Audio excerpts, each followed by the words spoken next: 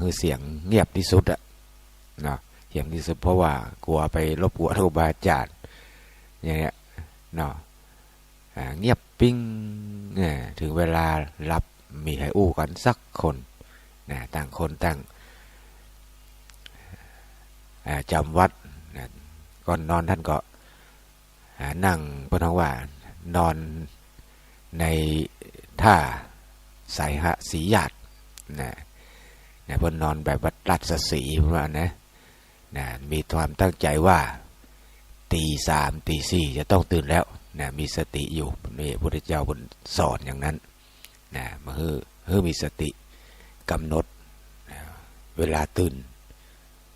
นะเมื่อตื่นขึ้นมาแล้วก็ทำภารกิจกันเนาะตอนนี้ก็ช่วงว่างครูบาอาจารย์เริ่มเดินทางขึ้นมาบนวิหารนะเพื่อจะมาทำวัดเจ้ากันแล้วก็สวดเจริญพุทธมนต์หลังจากนั้นก็จะได้ฉันภัตตาหารต้มหรือว่าภัตตาหารอย่างก็ยังมหุดด้วยเนาะเสร็จแล้วก็เวลา8 โมงป่ายจะได้นำคณะศรัทธาวัดปังปอยตัวแล้วก็คณะศรัทธาที่ติดตามรามตัวครูบาอาจารย์มาจากทิศต่างๆแต่คืนนี้ก็มีด้วยกัน10 กว่ารูปด้วยกันที่เดินทางมาที่วัดปังปอยเป็นต้นว่าท่านพระครูปฏิภาณธรรมทินหลวงพ่อตุลุงดอยหลวงพ่อพระครูสุเมธธรรมเสวีหลวงพ่อพระครูสถิตสารคุณหลวงพ่อครูบาวรรณชัยชยานันโทหลวงพ่อพระครูกัลยาณปราโมทย์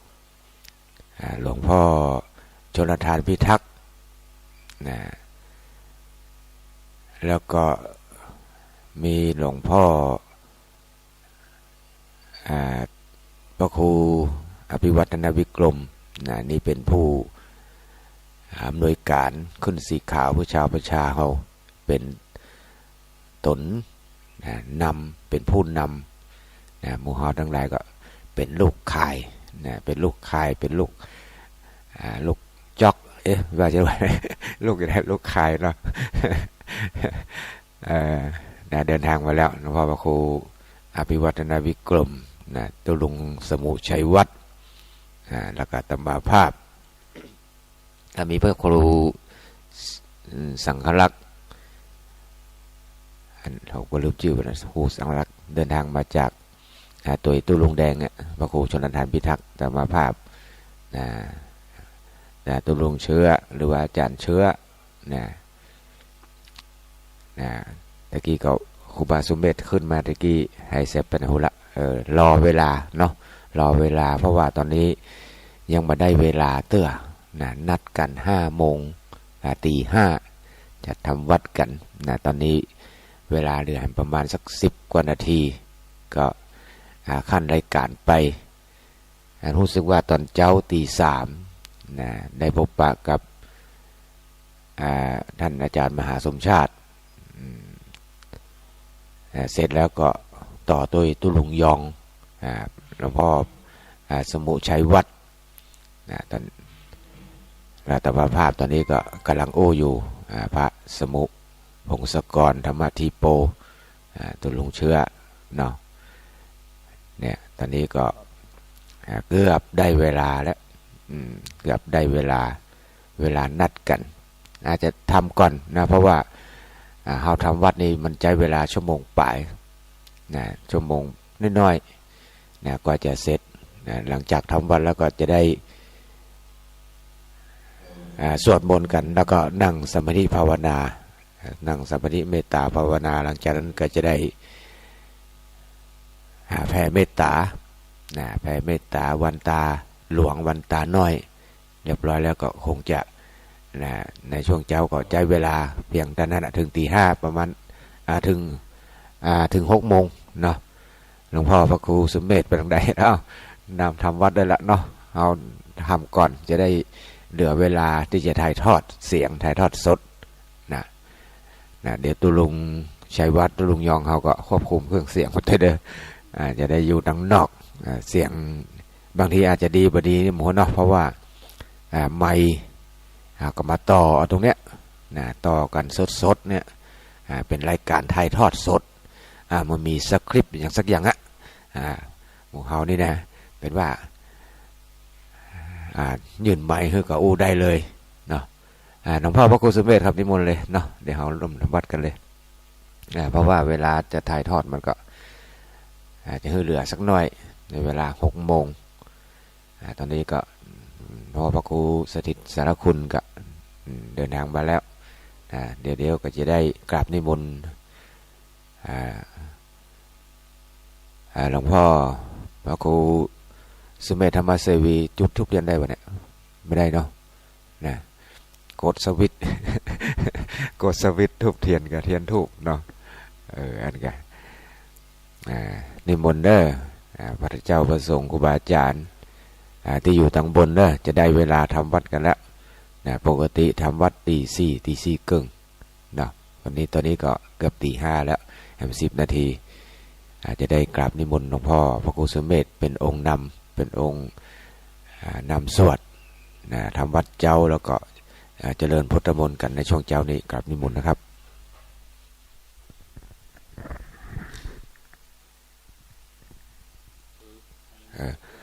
ไม่ตัวเดียวเนาะอันนี้ก็มีเหมือนกันให้สั้นแก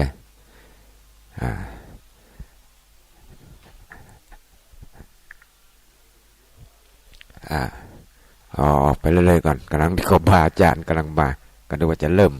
กันไรเนาะเอารอสักกรรมเนาะตอนนี้ผู้อำนวยการเขากำลังเสาะไม้ทำตัวหนึ่งเนี่ยไม้ตัวเดียวมันบันดังมันบันดังตะใดมาได้เสียงมาออกช่วยกันออกเสียงคนเดียวนี่ความจริงแล้วทำวัดในวิหารในเสียงมันก้องแล้วเสียงมันก้องถึงเข้ากันโมดเนาะเสียงเครื่องเสียงก็เป็นว่าเอาตามที่มีตามที่มีอยู่อาจจะดีหรือบ่ดีก็เวลาตอนนี้มันอาจจะเสียงบ่ค่อยดีเท่าใดเพราะว่าเครื่องเสียงนี่เราเอาไม่ได้เอาเครื่องเสียงที่ใหญ่มากมายมากมายเท่าใดก็พอใจได้ว่าเด้อเนาะแต่ออกวิทยุนี่ก็บอกว่าเสียงทางวิทยุเป็นจะใดก็แจ้งลายมาทางท่านสมุชัยวัฒน์ตุลุงยองเขาได้ว่าเสียงเป็นจะใดพ่องฟังทางฝางบ้านห้วยงูในก็ดีบ้านแม่สาวการแม่สาวแม่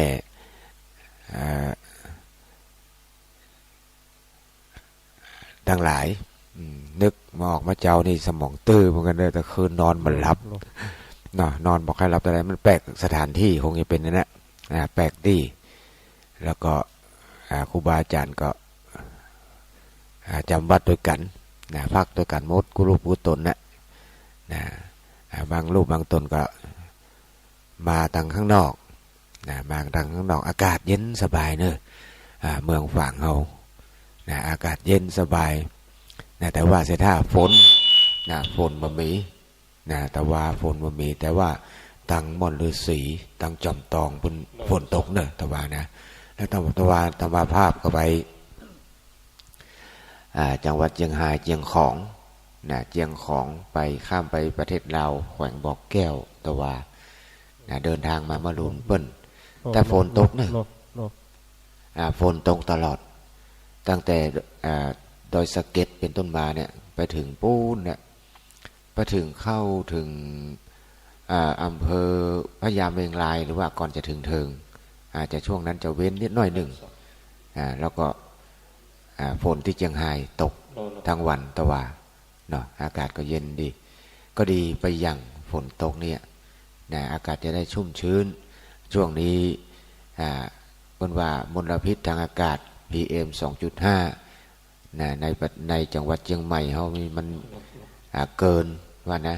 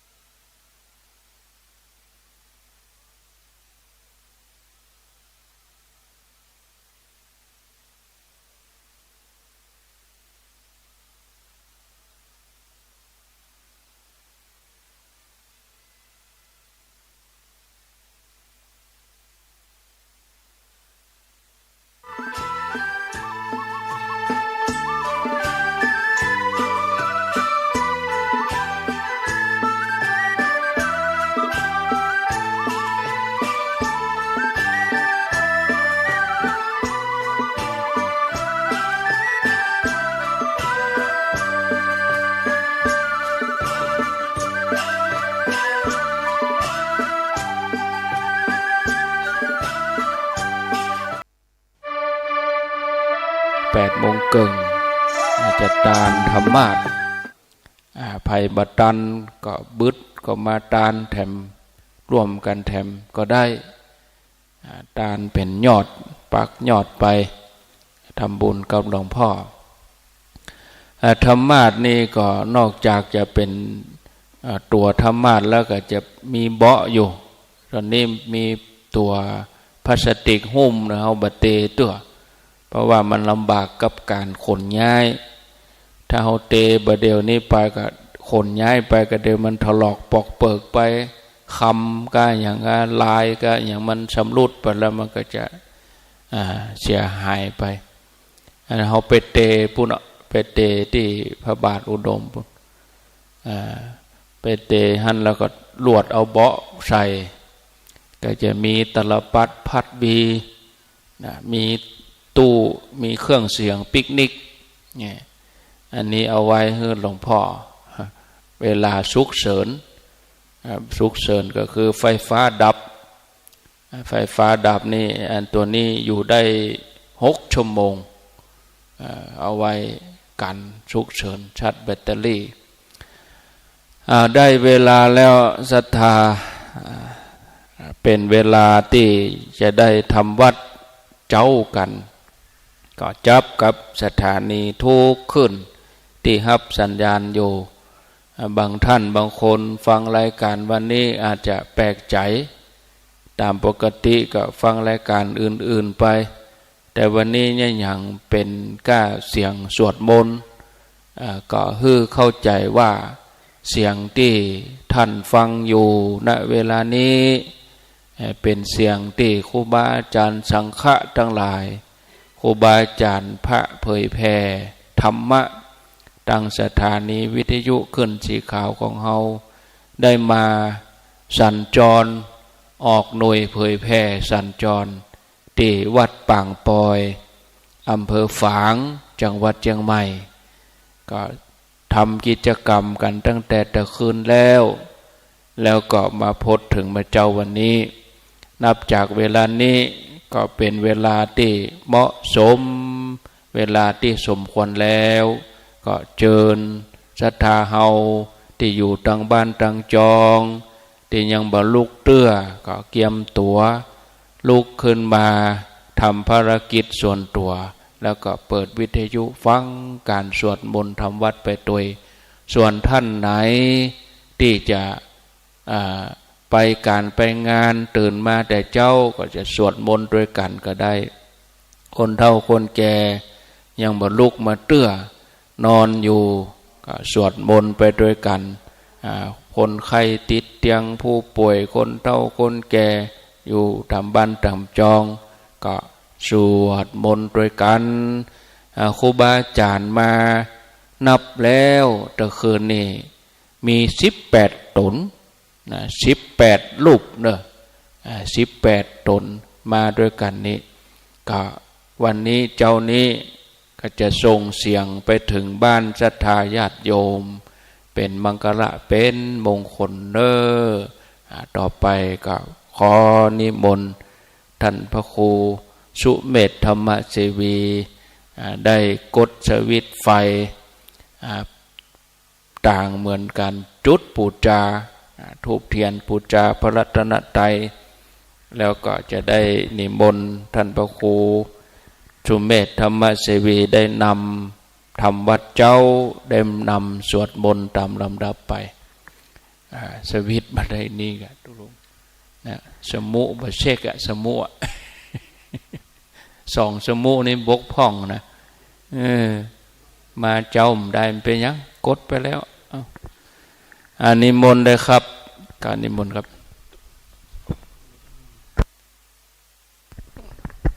ขออนุญาตนะครับกราบ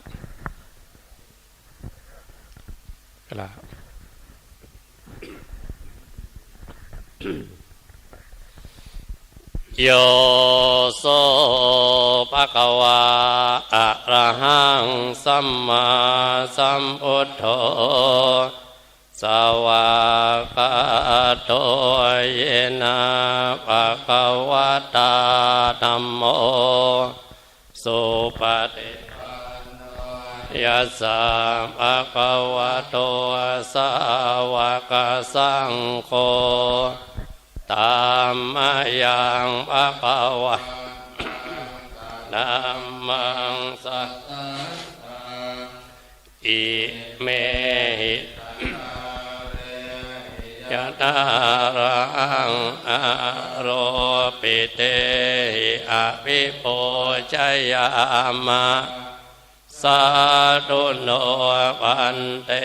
ภะคะสุจิระปะเรเนพุตโตปิปัจฉิมาชนะตานุกรรมอิเมสการะตุกะนาการะโอเตปฏิคันนาตุอัมหะกังเตกะอิตายะสุขายะอะระหังสัมพุทโธภะคะวะพุทธังภะคะวะอภิวาเทมิสวากาโตภะคะวะตาธัมโมธัมมังนัมมัสสามิสุปฏิปันโนภะคะวะโตสาวกสังโฆสังฆังนะมะอันนามยังพุทธัสสะภะคะวะโตปุพพาคณมการังกโรมาเสโมตัสสะภะคะอะระหะโตสัมมาสัมพุทธัสสะนะโมตัสสะภะคะอะระหะโตสัมมาสัมพุทธัสสะนะโมตัสสะภะคะวะโตอะระหะโตสัมมาสัมพุทธัสสะอันนามยังพุทธาปิตุติงกโรมาเสตถาคตโตอะระหังสัมมาสัมพุทโธ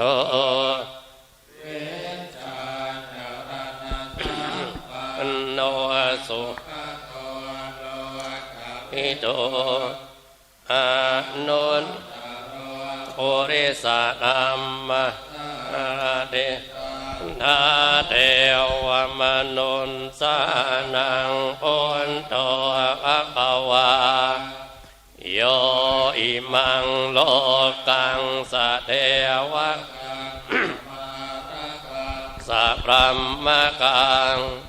สัตสมณะพรหมณิงปัจจังสะเทวมนุนสยังอภิญญาสัจจิกัตตวาปเวเทสิโยนัมมังเทเสสิอาทิกัลยามัจเจ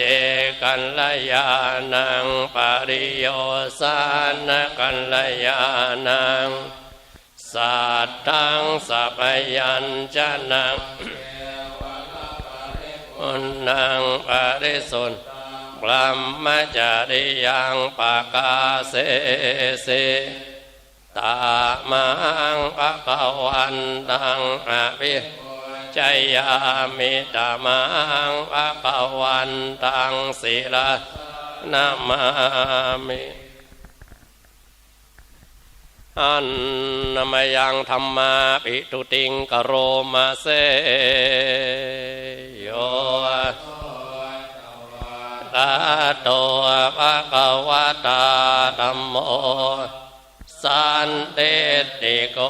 อาคาลิโกเอหิปัสสิโกโอปะนะอิโกปัจจัตตังเวทิตาโพวินโยเหตามังธัมมังอภิปุมิตามังธัมมังศีล นะมาอันธรรมยังสังฆาปิตุติงกโรมะเสสุปฏิปันโนภะคะวะโตสาวกสังโฆโอสุปฏิปันโนสาวกสังโฆยายะปฏิปันโนภะคะวะสาวกสังโฆยามิจิปฏิปันโนภะคะวะโตสาวกสังโฆยาติตังจัตตาริโอริสานิอัตถาโอริสาปุกกะลาเอสะภะคะวะโตอาหุนายโยปาหุนายโยกินายโยอัญชลิกรณิโยอนุตปุญญเกตโอกาสสาตามังสังฆังอภิปูชมิตามังสังศิรสานะ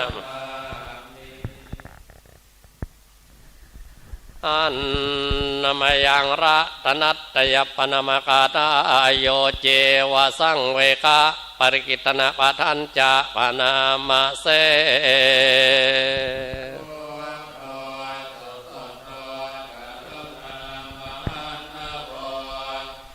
โยจันตสุตายานโลจโนโลกัสสะปะปุปะกิเลสกาตะโกวันนามิอามาตะเรนะตังธัมโมปฏิโพวิยตัสสะสัตตุโนโยมัคคะปะกะปะตะปินนะโกโลกุตตะโรโยจะตตะตะติปโนวันนามิธัมมังอะหะมาตะเรนะตังสังโฆสุเกตะพยติเกตะสัญญิโตโยเดสุขตานุโอตะโกโลละปะเอโนอริโยสุเมธะโสวันนามิอังอามาตะเรนะตังเจวะเมกันตะวิปุชนัยยะกังวัตถุตยังวันดยตาปิสังกตังปุญญังมายายังมะมะสะอุปัตตวามาโอนตุตัสสะปะปาวะสิทธิยาอิทัตตะกะโตโลเกอุปันโนอะระสัมมาสัมพุทโธธัมโมจะเทสิโตนิยานิโกอุปสัมมิโกปะนิโกสัมโพธกามิสุขตัปปะเวทิโตมะยันตังธัมมังสุตตวาเอวังจานามะชาติปิทุกขาจาราปิทุกขังโสกปริเทวทุกขโทมนะสุปายาสาปิทุกขาอาปิเยหิสัมปโยทุกขปิเยหิวิปโยทุกขยัมปิจังนะละปฏิตัมปิทุกขังสังกิเตนะปัญจุปาทานขันธาทุกขาไสยติธารูปุปาทานขันโธเวทนุปาทานขันโธสัญญูปาทานขันโธ วิญญาณุปาทานเยสังปริญญายะทารมโนโสภะคะวาเอวังอาหุลังสาวะเก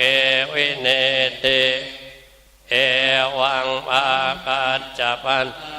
ภะคะวะโตสาวะเกสุอนุสัสสะเนวะหุลาภวัตตติรูปังอนิจจังเวทนาอนิจจาสัญญาอนิจจา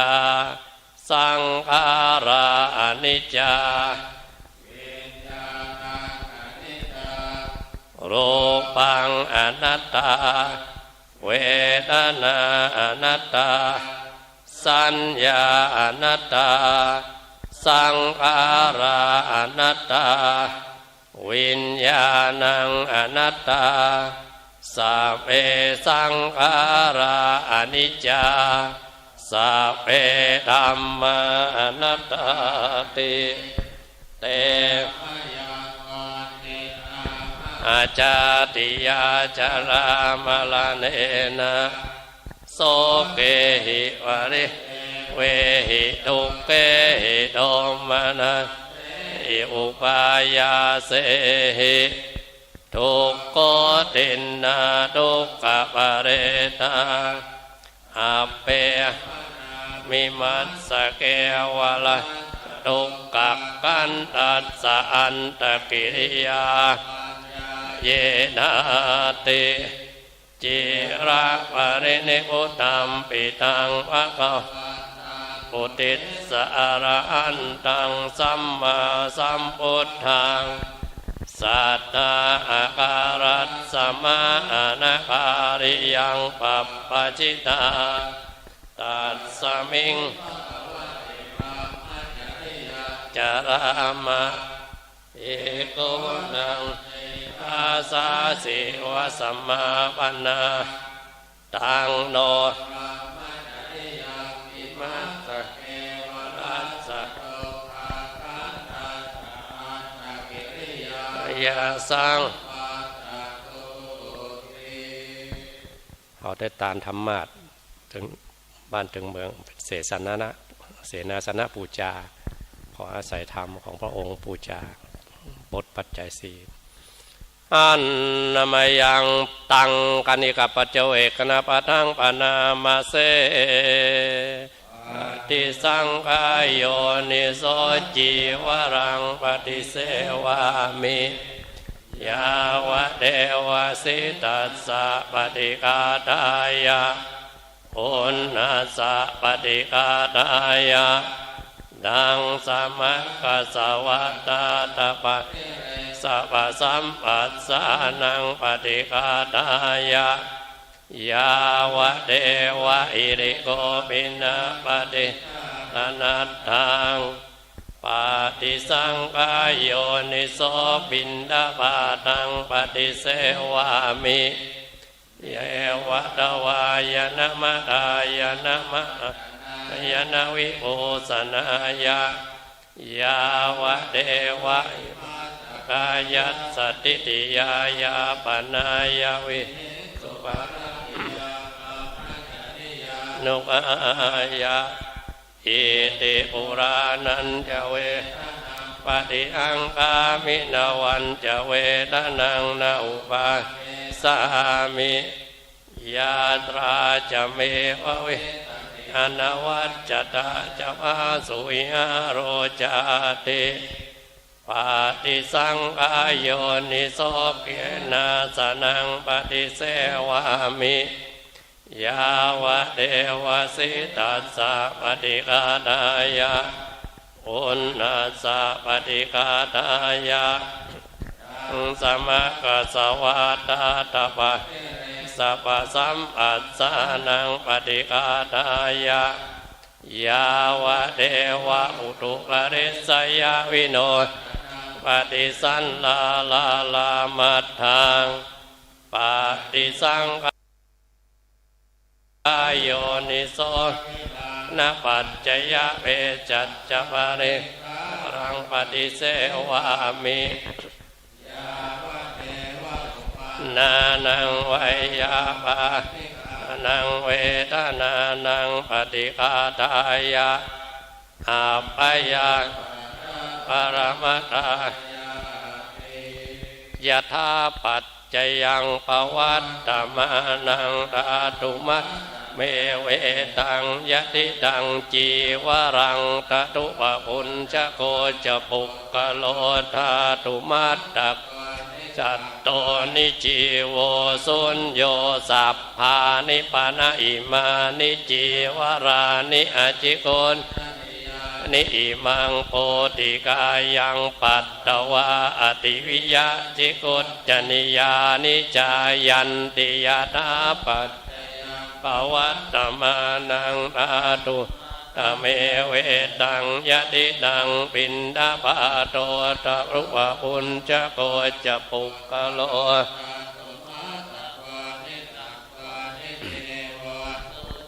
สัพ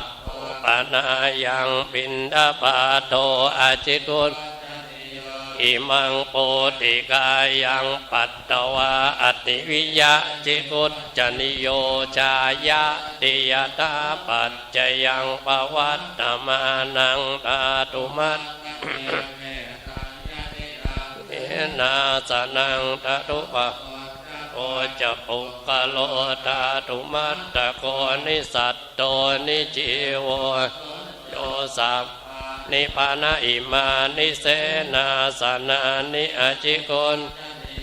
นิอิมังโพธิกายังปัตตวะอติวิยะกุจจนิยานิจายันติยตาปัจจยังภวันนังธาตุมัตตเมเวยะติตังอิลานะปัจจยะจัจจปาริโรอจิโกจจนิโยอิมังโพกายังปัตตวะอติวิยะนิมนต์ตุลุงเชื่อสักเคหลวงสักเคเมือง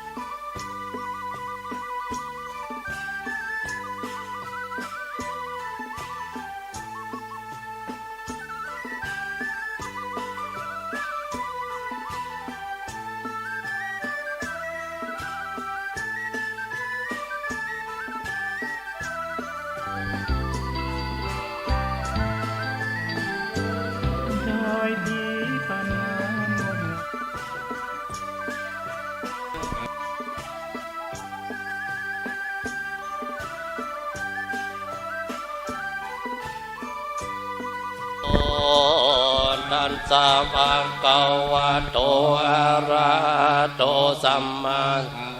ตัสสะนะโมตัสสะภะคะวะโตอะระหะโตสัมมาสัมพุทธัสสะนะโมตัสสะภะคะวะโตสัมมาสัมพุทธัสสะนะพุทธังสรณังคัจฉามิธัมมังสรณังคัจฉามิสังฆังสรณังคัจฉามิตุติยัมปิพุทธังสรณังคัจฉามิตุติยัมจามิตุติยัมปิสังฆังสรณังคัจฉามิตติยัมปิพุทธังสรณังคัจฉามิตติยัมปิธัมมังกัจจามิตติยัมปิสังฆังสรณังจามินะโ โมเมสัพพะพุทธานังปรัตติงสาวาลาลักขะอังคาโรมาวิโรเมกาโรมาอายาโสสารานังกาโลโลกายโตติกาโลชุตินดาโลกุณโยจันนาปาโมโคมังคาริสาสะโอสุมาโนเทวะโนติโนราเทวตาโนโสปิโตปุณณสัมปันโนอะโนมาตัสสิกาปัจโจโตนาราโตวาราสารติปัตโตโมตาสาโรสุเมโตอักขะปุกาโลสุจาโตสัพพะโลกัปโกปิยทัสสินาราสะการุณิโกธัมมาทัสสิตะโมนุตโตสิทธัตโตอะสัมโมโลเกติโสจาวะลาตังวะโลวะลาโตพุทโธวิปัสสิจานุปโมสิกิสัพพะเอโตสัตตาเวสโสนายโกกะกุสันโตสัตตาวะโหโกนากะมะโนลานันจาโหสัมปันโนโคตโมสักกายะปุงกาโวอัตตาวิสัตติสังฆาตาอิเมอุตตาอาโลกาวิปุจิตาเอเตตัสสะปาลาอุตตาอุตตามากะอุกาลาเตปิสังฆกุณาสุงปิติเยอามาตังปะอุนตาติตาจัมมังกาลาอุนติสัพพะตาตาวิสติเมอุตเตอาหังวันตามิสัพพะตาเตสังเมตตาบาเลนะจะเตปิโนอนุรักขันโตอาโรคาเยนะตาวิสติเมอุตเตโยนะโรสารนังกะโตกัปปานิสัตตาสัสสะเนทุกขติงโสนะกัจจติอัตตาวิสติอุตตาบาริตโยจักขุมาโมหะมาลาภกะโตสามังวะพุทโธสุขะโตวิมุตโตมารัสสะภาสาวินิโมจยันโตปะปิสิเกมังจันนะตังเวนัยยังรันตังศีลาสานามามิโลกัสสนาทันจะวินัยกันจะตันเตสะสะเตจยสิทธิโอนโตสัพพันตารายาจะเมนโตนัมโมทัจโจโยวิยตัสสะสัตตุตัสเสสิโลกัสสะวิสุทธิมกังสัตตาริสัตตาวะโหสันติกาโลสุจินโนธัมมัง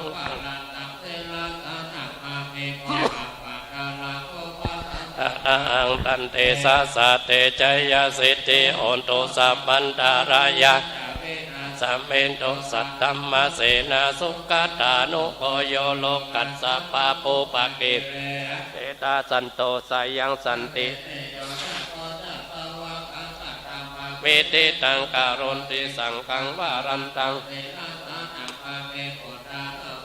สามาสีรัตติติงตันเตสะสะเตจยสิทธิโอนโตสัพพันตารายาจะสัมพุทเตอัตตาวิสัญจกวาทสัญจสัสสะเกปัญจสัตตสัสสะนินามา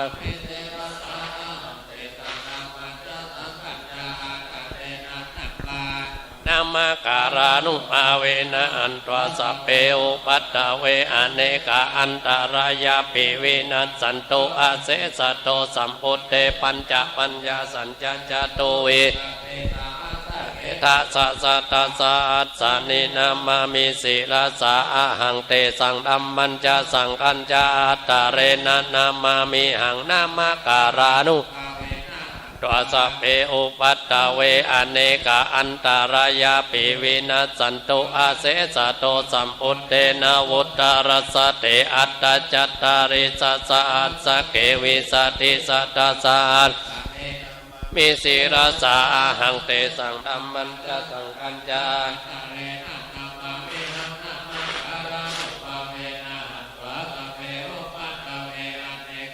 ตารายาปิวินัสสันโตอาเส นะโมอะระหะโตสัมมาสัมพุทธัสสะมะเหสีโนนะโมธัมมะธัมมัสสะสาวกตัสเสวะเตเนมหาสังฆัสสะปิวิสุทธศีลทิฏฐิโนนะโมมัตตยารัตตสารัตนัตตยัสสะสาธุกังนะโมมะสัตตะโสตุตยัสสะปินะโมการะภะภะเวนะวิคัจจันโตปัตตวานะโมการานุภะเวนะสุวัตติโหนตุสัพอารัจจเตเจนะวิติมิโอมิเตชะวาเยสันตาจิตตาติสาระรานาเอตาโลกันตาเรวะอุมมาจะเทวะคุณนาคานาคานัปปายาวตาสัพพะกาลังเอเตอายันตุเทววารกานาคมาเยเมรุราเจวะสันโตโตสะเอตุมุนิวารวัจานังโสตุมากังสัมมากังสเปสุจักกาวาเลสุญญกาเทวาจะพรหมุโนยังตังปุญญังสัพพะสัมปติสาตกังสเปตังอนุโมทิตวสัมมกาสสเนรตาปมาตาราเอตาโอนตุอารักขสุวิเศษโตสะสันนัสสะจโลกัสสาวุติภาวัตกาสสนัมปิจาโลกันจะเทวารักกันตุสัพพะตาสัตติโหนตุสุขีสัพเพปาริวาเรนาโอนตุสาสะเปยติปิละจะโตวะจุระโตวะมนุสสโตวะอมนุสสโตวะอักขิโตวะอุตตกโตวะปิสัจโตวะกันตกโตวะนักตโตวะจันนปตาโรกโตวะอสัตตมโตวะอสันติติโตวะอสัพปุริสโตวะจันทาเมฆะโกนะโกโกระอาหิวิจิกามานิสัพพติปิอัจจตรัสสุกาละมะกาสัตนานาพายโตวะนานาโรกโตวะนานาอุปัตตวะโตวะโตปานิธานะโตปัฏฐายะตถาคตัสสะทัสสะปารมิโยตัสสะอุปปารมิโยตัสสะปารมัตถปารมิโยติจเกติโสจาริยปัจจิมปะเวกัปปะวะกันติงจะติงอภินิกามานังปะทานะจาริยังโพธิพันลังเกตายานาปฏิเวทังนาวาโลกุตระนัมเมปิสัพเพปิเมอุตตะกุเนอาวัจจิตวะเวติสุปากาลันตาเรสุติยามารัตติงปาริตตังการุณโตอายัสสมาอานันตเตโรวิยาอุปัตตะเปตวะโกติสัตตสาเสสุจักกาวาเรสุเทวตายัสสนัมปฏิกาอันติยัญจเวสาริยัมปุเรโรกามนุสสตุปิกาสัมพุตตันติวิธัมมายังตาเวสิปาริตันตัมปนามเหอาเสวนาจะปาลานังมันเสวนาภูจาจะภูจานิยานังเอตัมมังกาลามุตตะมังอุเปจักตาอุญญาตาอัตตะสัมมาปานิติจาเอตัมมังกาลามุตตะมังจันจะสิปัญจวินัยโยจะสุสิกิโตสุภาสิตาจยาวาจาเอตัมมังกาลามุตตะมังนะอุตตตารัสสะสังฆาโออนาคุลาจะกัมมันตาเอตัมมังกาลามุตตะมังทานันจะธัมมจาริยจยาตากานันจะสังฆาโออนาวัตเอตัมมังกาลามุตตะมังอารติวิรติปาปามัจจปานาจะสัญญโมอัปปมาโตจะธัมเมสุเอตัมมังกาลามุตตะมังกาลาโวจะนิวโตจะสันตุติจะกตัญญูตากาเลนะธัมมัสสวานังลามุตตะมังกันติจะโสวัจจัสสะตาสัมมานานันจะทัสสะนังกาเลนะธัมมัจจะกัจจะเอตัมมังกาลามุตตะมังคะโพจะพรัม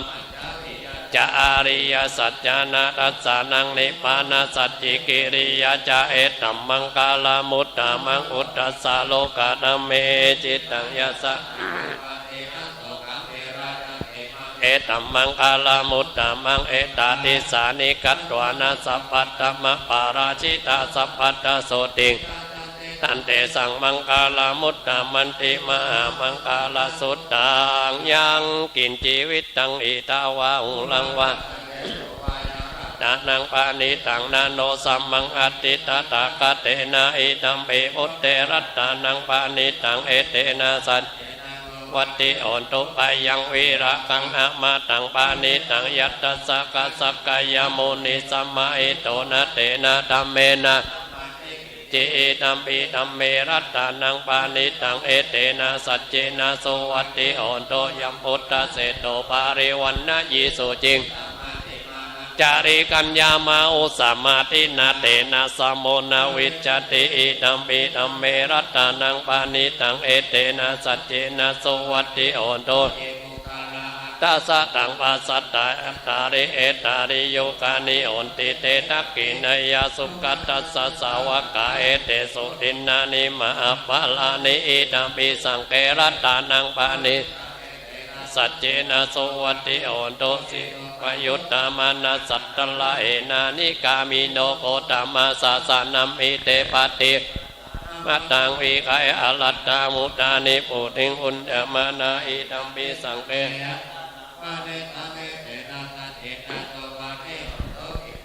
รานังนาวังนัตติสัมภาวังวิรัตตจิตตายติเกวะวัสสมิงเตกีนาวิจาวิจันตานิปันติติรายะตายัมปติโพอิธัมปิสังเกรันนิตังเอเตนะสัจเจนะสุวัตติโอนโตยานิทะปุตตานิสัมมาคตานินิวายานิวาอันตาริเกตตากะตังเทวมนุสสะปุจิตังอุตตังนามาวัตติโอนโตยานิอะปุตตานิสัมมาคตานิยานิวาอันตาริเกตตากะตังนุสสะปุจิตังธัมมังนามัสสะมัสสุวัตติโอนโตยานิทะปุตตานิสัมมาคตาตาลิเกตตากะตังเทวมนุสสะปุจิตังสังฆังนามาสุวัตติโอนโตกาลานิยมัตตะกุสาเลนะยันตังสันตังปะตังอาภิสเมจัสสะโกจุจโสจุจโสวะจุจสะมุตุอนัตติมานิสันตุสะโลจาปะกิจโจจสันลาอุกะอุติสันตินดาริโยจานิปะโกจาปะกะโปโกเลสุอานานุกิโตนะจักขุดังสามาจาเรกินจิเยนะเรอุปาวะเตยงสุกิโนวะเกมิโนตุสัพเพสัตตาภาวันตุสุกิตตาเยเกจิวานะอุตติตาสาวะทาวราวานาวะเสสะทิกาวะเยมะอันตาวะสกานุกตุระติตาวะเยจาติตาเยจาโตเรวะสันติอาวิโตเรอุตาวะสัมภเวสีวะปาวันตุสุกิตตานะปาโรปารังนิโกเปตนาติมันเยตากัตตาจินังกินจิวายาโรสานาสัตุกามิสัยยามาตายาตานิยังพุทธังอายุสาเอกพุทธมนุระเกวัมปิสัพปาวะเยอปาริมานังเมตัญจะสัพพะโลกัสสมิงมานะริมานังนังอัตโตจติริยัญจะอาสัมปะทังดิตัญจารังนิสินโนวาสยาโนวายาวปิกะตะเมโตเอตังสัตถิงอติตยะพระมะ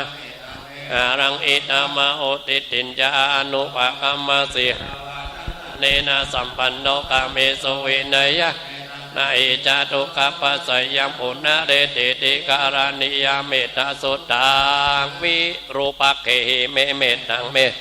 ระปะเตหิเมปยาปุเตหิเมเมตังเมตังกันนะโคตมะเกจาปาทะเกหิเมเมติปาทะเกหิเมจตุปะเตหิเมเมตังเมตังปะอุปะเตหิเมมามังอาปาทะโกอิงสีมามังอิงสีติปาทะโกมามังจตุปะโตอิงสีมามังอิงสีวะอุปะตาสัพเพปานาสัพเพปุตตาจะเกวาลาสัพเพอัตตารานิวัสสันตุมากินจิปะปะมากามาอัปปะมาโนพุทโธอัปปะมาโนธัมโมอัป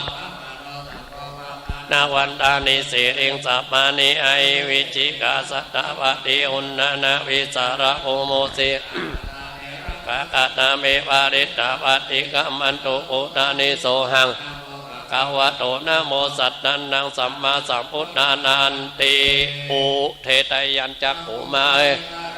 อาริสาวันโนปะตาวิปะปะโสตังกังนามัสสามิอาริสาวันนังปะตาวิปะปะสังตายัสสะกุตตาวิอาเรโมติวะสังเยพรหมานา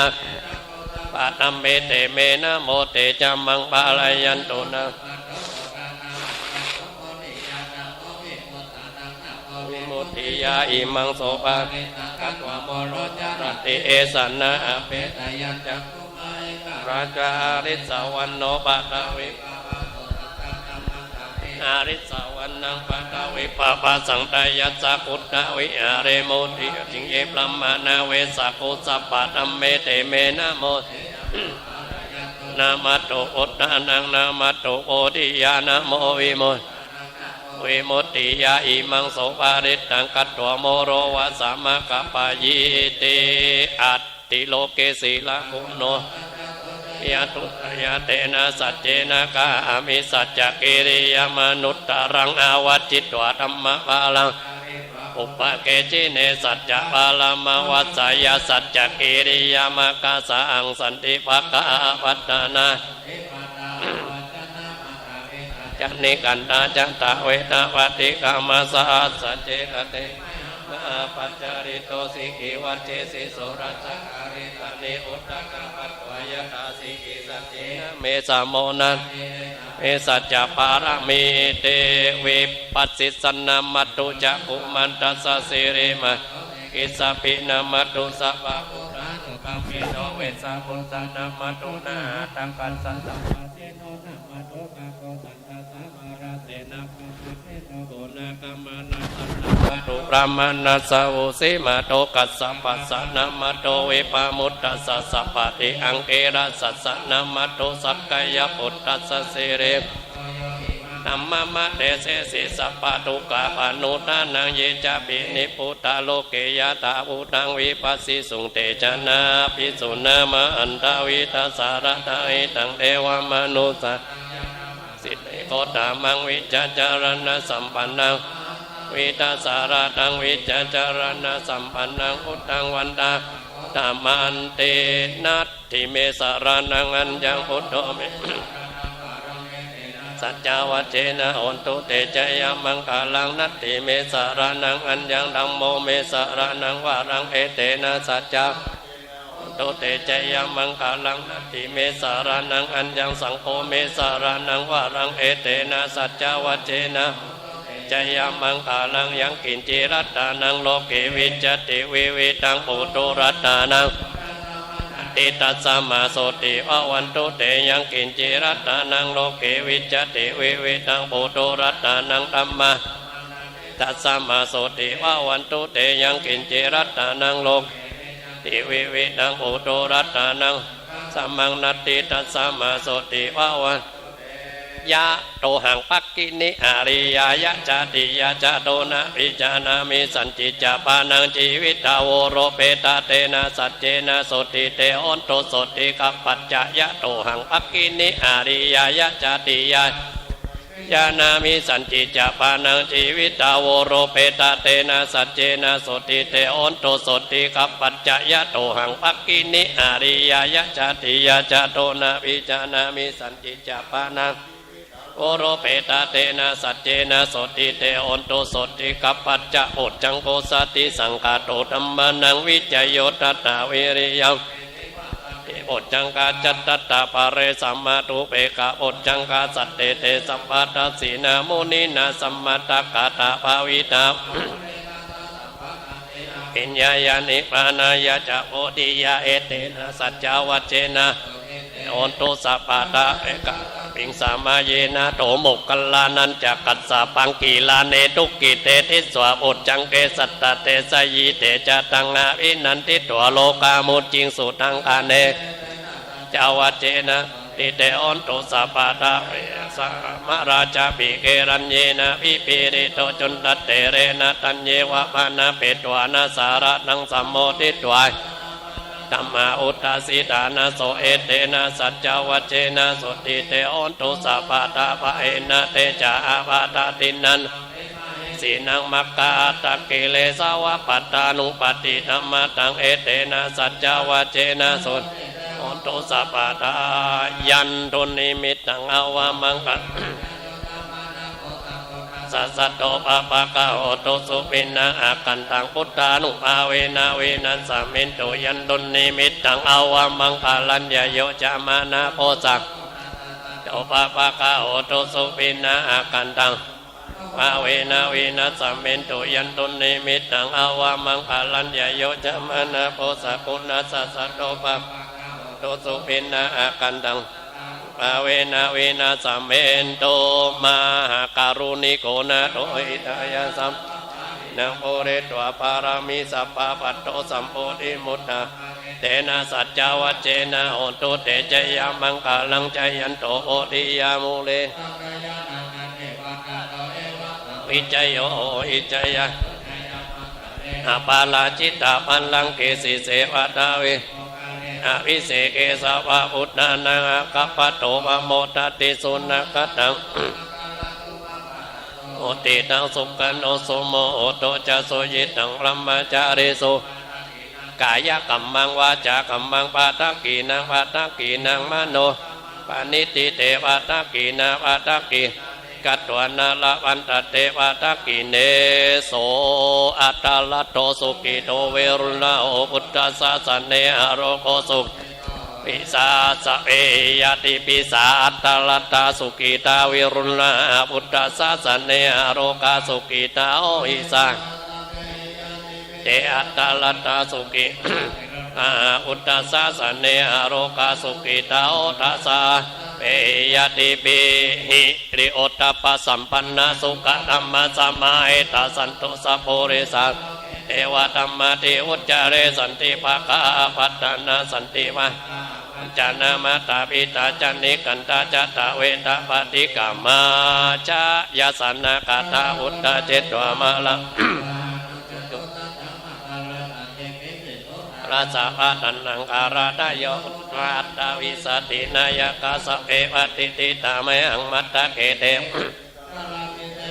ติโตเมหังพุทโธธัมโมทวิโลจเนสังโฆปฏิติโตเมหังอุเรสภะคุณาการโรอัตตะเยเมอนุรุตโตสาเรอุตโตโกดัญโยปิติปักกาสามิงโมกัลลาโนจาวามะเกตักกิเนสาวะเนเมหังอาสุงอนันดาลาหุลกัสสะโพจามะนาโมวาสุตะเกเกสันเตปิติปักกาสามิงสุริโยวะปะปังกาโลนิสินโนสิริสัมปันโนโสปิโตมุนิสัพโพเทโรมาเอจิตรวาตาโกโสเมหังวัฏเนนิจังปฏิตาสิกาโลปุณโนอังคุลิมาโลจะอุปาลีนันดาสีวลีเมปัญจมาเตลานาลาเตติลากามามาสาสิสิจาเตลาจิตาวันตาจิโนละสีลาเตเจนะอังกามังเกสุสันติตารัตตานังโปราโตอาสิทักกิเนเมตาสุตตะกังดัจจักกังปัสสะโตอาสิวาเมอังคุลิมาละกังขันตะโมระปาริตัญจาตานาติยาสุตกาเสสตานังอาสิเสสะปะกาลสันติตาจินานะปาลสัญยุเตธรรมะปะกาลลังกะเตวะสะโตเมสักกัจเจนะสัมมาตาปัญจเรวตาวินายิตาจัตตาวายรัจจตุปัตตาวาเสสาวินัยยันตุอนันตคุณเตสะสะจินะปัญจรมัญจมิวิอนันตังมาอิตตะเลสะตาบาเรนตุ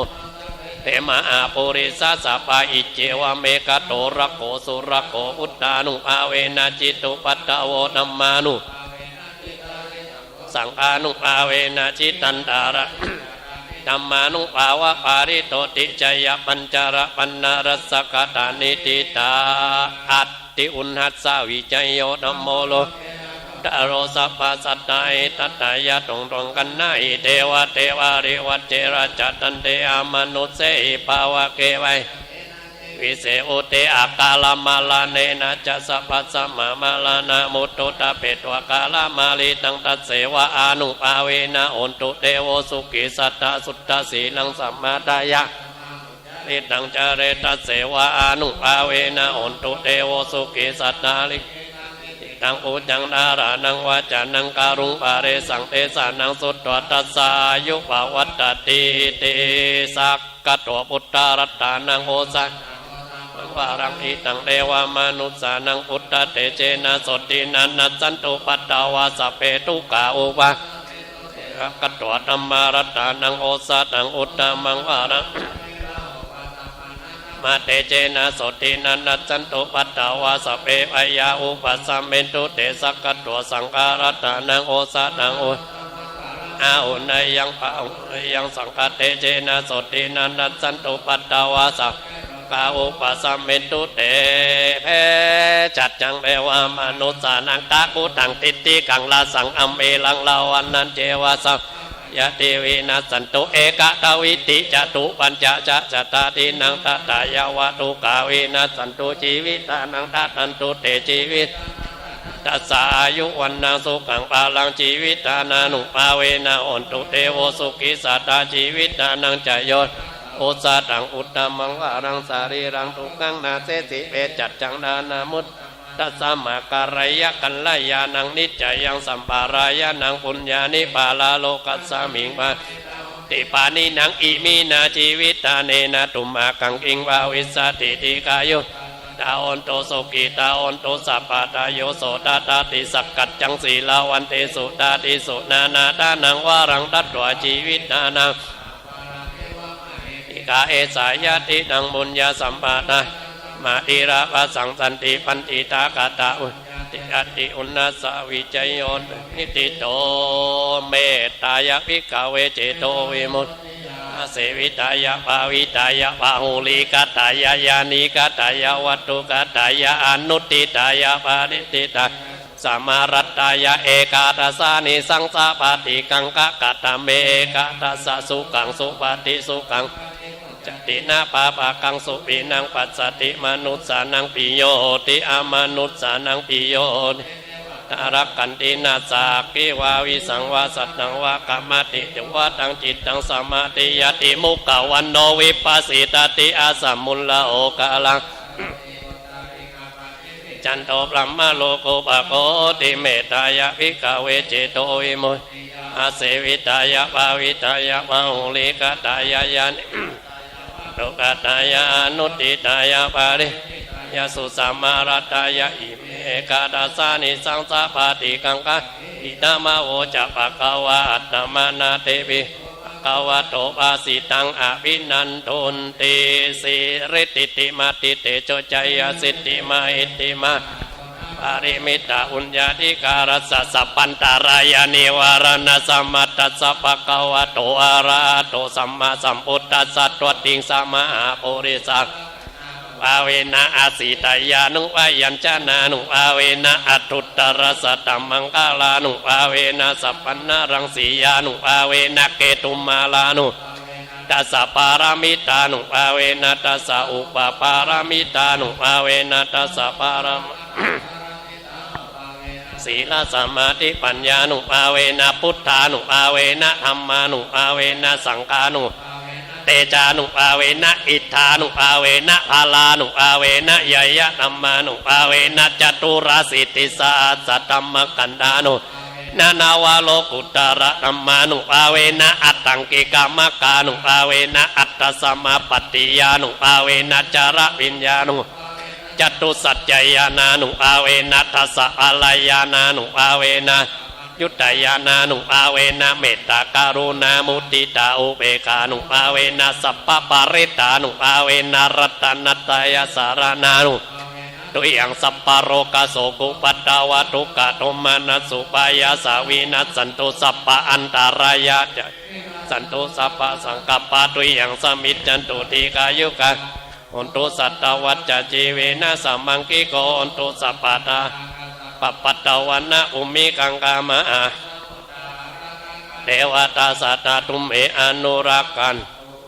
พุทโธมังคลาสัมพุทโธสัมพุทโธติปะตุตตโมพุทธมังคละมะกัมมะสัพพะตุมุนจาเลธัมโมมังคลาสัมพุทโธกัมเมโรตุตตโสอนุธัมมะมังคะ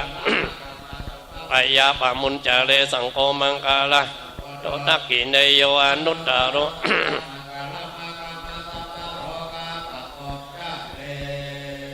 เปิดเล่มเหลืองหน้า47ฝาข้างล่าง บุญใดกุศลใดที่เราได้ทำวัดเช้าสวดพระปริตหลายๆบทสัพพะปริตานุภาเวนะโดยภาพพระปริตแผ่มายังกายยังใจอาการ32ผลขนเล็บฟันหนังเนื้อเอ็นกระดูกธาตุดินน้ำลมไฟเขาทำงานปกติโดยอนุภาพธรรมของพระองค์คนไหนที่เจ็บไข้ได้ป่วยหนักก็เจ็บไข้ได้ป่วยน้อยคนไหนเจ็บไข้ได้ป่วยน้อยก็ปันหอมปันหายลงไปผมขนได้ฟันหนังแล้วมันจะเสื่อมจะโทรมลงไปของแก่จ้าลงแถมน้อยตามกฎอันนี้จังถ้ามันรู้ได้รู้ว่ามันจะไปสิ้นอายุไขก็ไปตอนนี้บุญรักษาไว้ก่อนสร้างบุญสร้างบารมีด้วยกันไปเนาะอัตติมัตสามิงกายเกสาโลมานะกาตันตาตาโจมังสังนารุอัตติมินจังวะกังยะกานังกิโลมากังปิอากังปัปปะสังอันตังอันตะกุนังอุตตาริยังการิสังปิดตังเสมังปุโปโลยโตเมโตอัตสุวาสาเกโรสิงกานิกาลสิกามุตตังมัตตะเกมัตตะลุงคานติทุกขปัตตาจันนิทุกะตาจันนิปยาโสกัปปตาจันนิโอนตุสัพเพปิปานิโนเอตวะตาจันสัมปะตังสัพเพเทวานุโมทันตุสัพพะสัมปติสิทธานังตานันตุสัตตายาสีลังลักขันตุสัพพะนาภาวนาวิระโอตุกัจจันตุเทวตากัตตาสัพเพพุทธาภลังปัจเจกานันจะยังภลังอาลาอันตานันเจนารักังปันดามิสัพพะโสภวตุสัพพะมังคลังลักขันตุ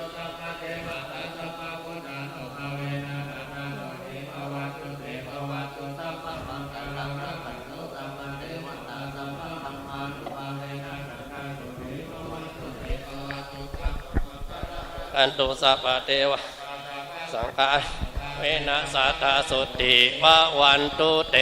นะกัตตยกะอุทานังปะปังนิวารณะวาริตสานุภาเวนะอันตวเตสังอุปัตตเวนะกัตตยกะอุปะปะกะนิวารณะวาริตสานุภาเวนะอันตวเตสังอุปัตตเวนะกัตตยกะนานังปะปะกะนิวารณะวาริตนุภาเวนะอันตวเตสังอุปัตตเวสุขโขพุทธานังอุปาโทสุขสัตมะเทสนาสุขสังกัสสะสัมมะกานังตะโพสุเอโยเสโตจันเนทัสสามิเยโตตปฏิจายจาจารณะสัมปันโนโสเสโตเทวมนุสเสติวาตปฏิอติโจรติมาโตกัตติโยตปฏิจายตปฏิพระ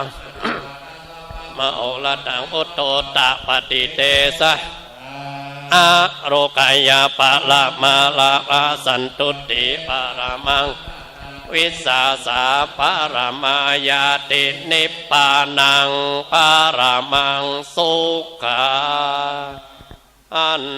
นามยังปัตติทานกาตโยปนามะเส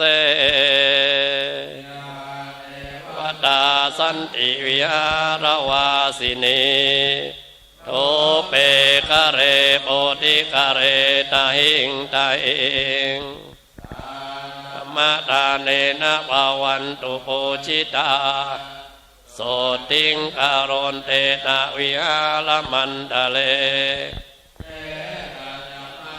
นวากาจะภิกขโว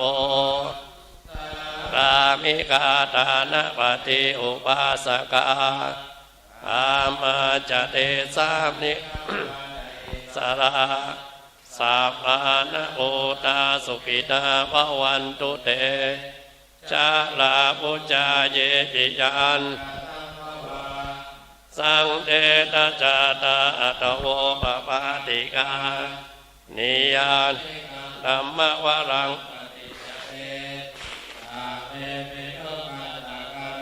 สังขยังตาตุจิรังสัตังธัมโมธัมมัตตาราธัมมะโกวะอัตตายะจาอิตายะจากันตุสัตธัมโมสัพเพปิธัมมจาริโนโว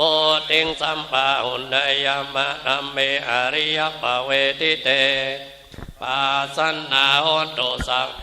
ปานิโนอุตตสาสเน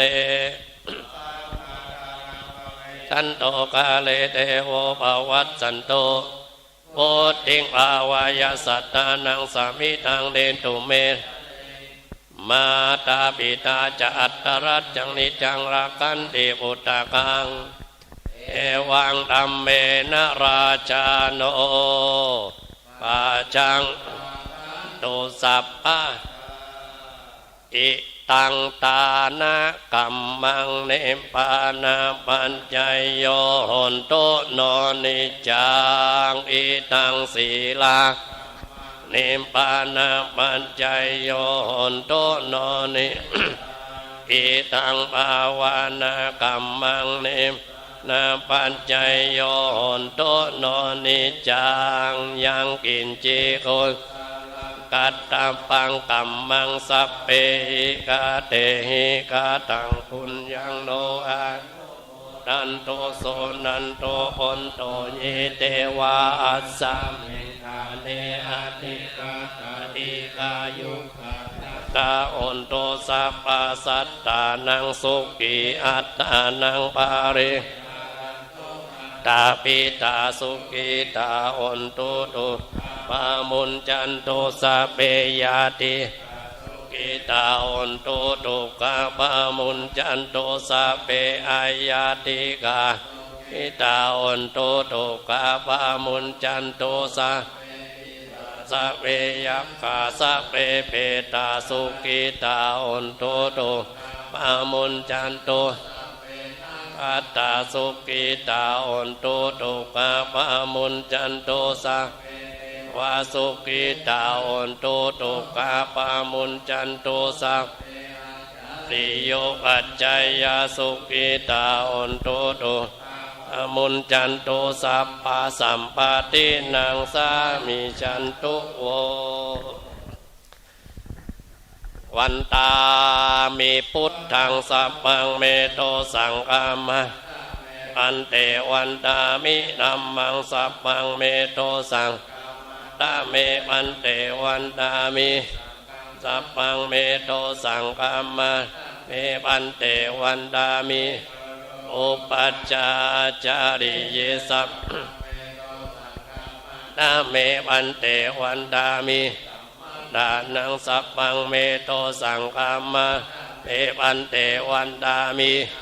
เมวัตตาสีมายังสัพพังเมโตสังฆามะปันเตวันตามิยังสัพพังสัพพัตตาเนสุปฏิติตาสาเรราตาตุโอติงพุทธารูปังสักการตานากะโลเกเทวะโลเกพรหมะจมพูติเปลังกาติเปสาเรตาตุโยเกสาตาตุโยอาระตาตุโยจิติยังกันดาสิติสาเสตัมมะเตสัพเพตังปาทะเจติยังอาหังวันตามิสัพพะกราบหนึ่งกราบสองกราบสามหันมาตั้งหลวงปู่เนอะศรัทธาอยู่ทางบ้านหมอบลงไปนึกว่าตีนพ่อตีนแม่ตีนครูบาอาจารย์อยู่เบื้องหน้าเขาหัวถึงพื้นเลยเนอะเนี่ยเกิดตีนหลวงปู่อยู่เบื้องหน้าเขาเนี่ยแล้วเลือกถึงคุณหลวงปู่เนอะสาธุวันตามิอันเต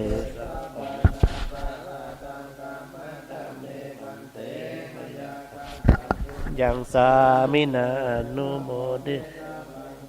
มินากาตาบุญยังไม่สาธุสาธุอนุโมทนา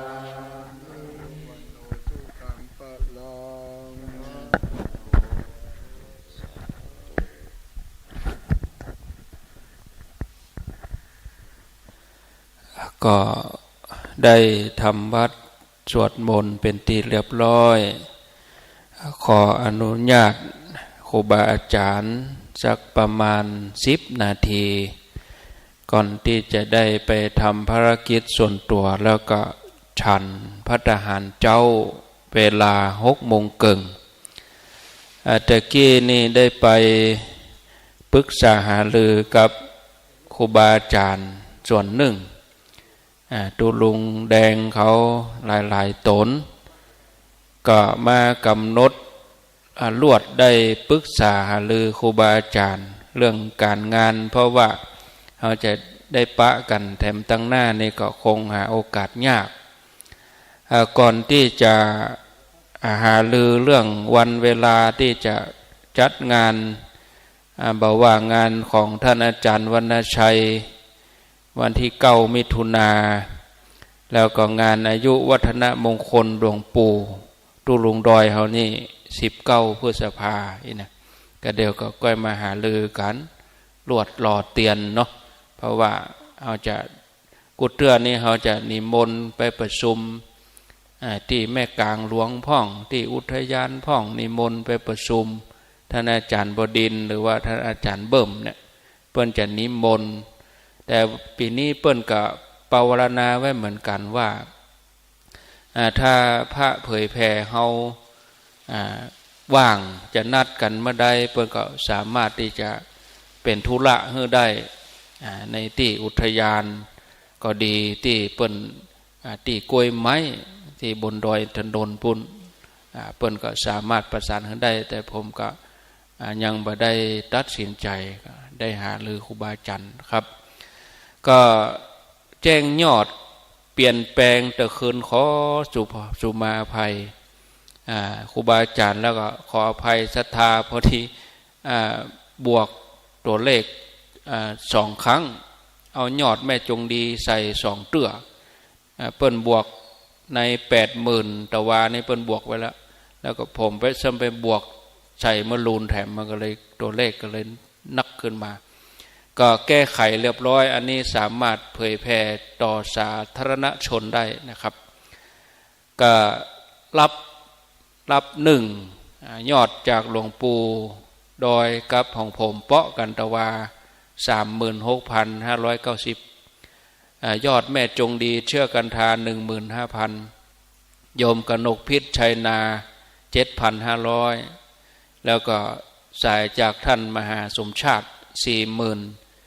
47,909 บาทรวม 1,159 บาท 100,159นะครับก็จ่ายค่าธรรมาสไป 60,000 อันนี้เคลียร์เรียบร้อยนะครับที่ไปยิบไปยืมขวมันบ่กุ้มก็จ่ายไปแล้วนะครับเป็น 60,000 จ่ายเรียบร้อยค่าขนส่งนี่คือขนส่งอะไรอย่างก็คือจากที่ดอยสะเก็ดเอามาที่จอมพอจากจอมพอก็ขนมาที่ปังปอยนี่แถม2 ต่อ 3 ต่อก่อนกันเนาะจากดอยสะเก็ดมาที่พักที่จอมพอจากจอมพอก็ขนมาที่ปังปอยเนี่ยอันนี้ก้าขนส่งนี่3 ปันการน้ำมันนะครับแล้วก็เจ้านี้เขาก็จะต้องขนจากปังปอยนี่ไปพระบาทอุดมก็ใจรถ2 กันการที่1นี่เอาใส่เฉพาะธรรมาสกับโต๊ะเคียงอันนี้รถตุลุงแดงแล้วแหมกัน1เป็นรถจากปังปอยนี่เป็นปิกอัพหัวเดียวก็เอาฐานนะครับเอาฐานไปอันนี้ก็สนับสนุนก้าขนส่งบน 1,200 กันนี่นะครับแล้วก็เบาะนั่งเป็นเบาะหนังอันนั้นตัดแบบด่วนเห่งเปิ้นแล้วไปบ่ปอก็กะขนาดบ่ฮู้ด้วยพังช่างก็เอาตลับเม็ดมาจักจากซ้ายจากขวาเว้าแหว่งตัดใดผมก็กะเอาบ่ฮู้เสียงดวงเอานะครับก็เดี๋ยวเฮาเทพลาสติกแล้วเฮาเอาเบาะใส่พอจะจับบัดจับถ้าบัดจับก็ตัดเนาะก็จ่ายก็เบาะไป2 ปันเครื่องเสียงตู้น้อยนี่ 1,500 แล้วตลับปัดนั่นก็500อันนี้ผลิตภัณฑ์โอท็อปของดอยหล่อพุ่นท่านพระครูสัตพรพัฒนรังสีอันนี้500 บาทรวมจ่ายครับรวมจ่าย 68,000 ก็คงเหลือ 32,159 บาทอันนี้นำถวายครูบาอาจารย์สามารถเผยแผ่บอกกล่าวศรัทธาได้นะครับต่อไปก็งานที่จะเกิดขึ้นนี่ก็งานแรกที่จะมีก็ดำหัวครูบาอาจารย์นี่เขาจัดกันเป็นประเพณีขึ้นสีขาวเขาทุกปีแล้วเขาก็ มีนโยบายว่าเวียนกัน3จังหวัดเฮานี้เจียง3-4จังหวัดเฮาเจียงใหม่ลำพูนเจียงไฮ้ลำปางที่เฮาดำหัวกันปีแล้วที่เหล่ามนทาเฮาก็อู้กันข้ามปีว่าเฮาจะไปดำหัวกันที่ลำปางปีนี้นะครับก็ปีนี้เฮาก็จะไปดำหัวกันครูบาอาจารย์ก็เลยพอเวลาแล้วก็สอดคล้องกับการทำบุญของท่านอาจารย์พระมหานพดลเปิ้นวันเกิดเปิ้นพอดีแล้วเปิ้นก็ตึงนิมนต์ครูบาอาจารย์เฮาไปสืบชะตาเฮาเปิ้นตัวเปิ้นกล่าวไว้เปิ้นเกริ่นไว้ว่า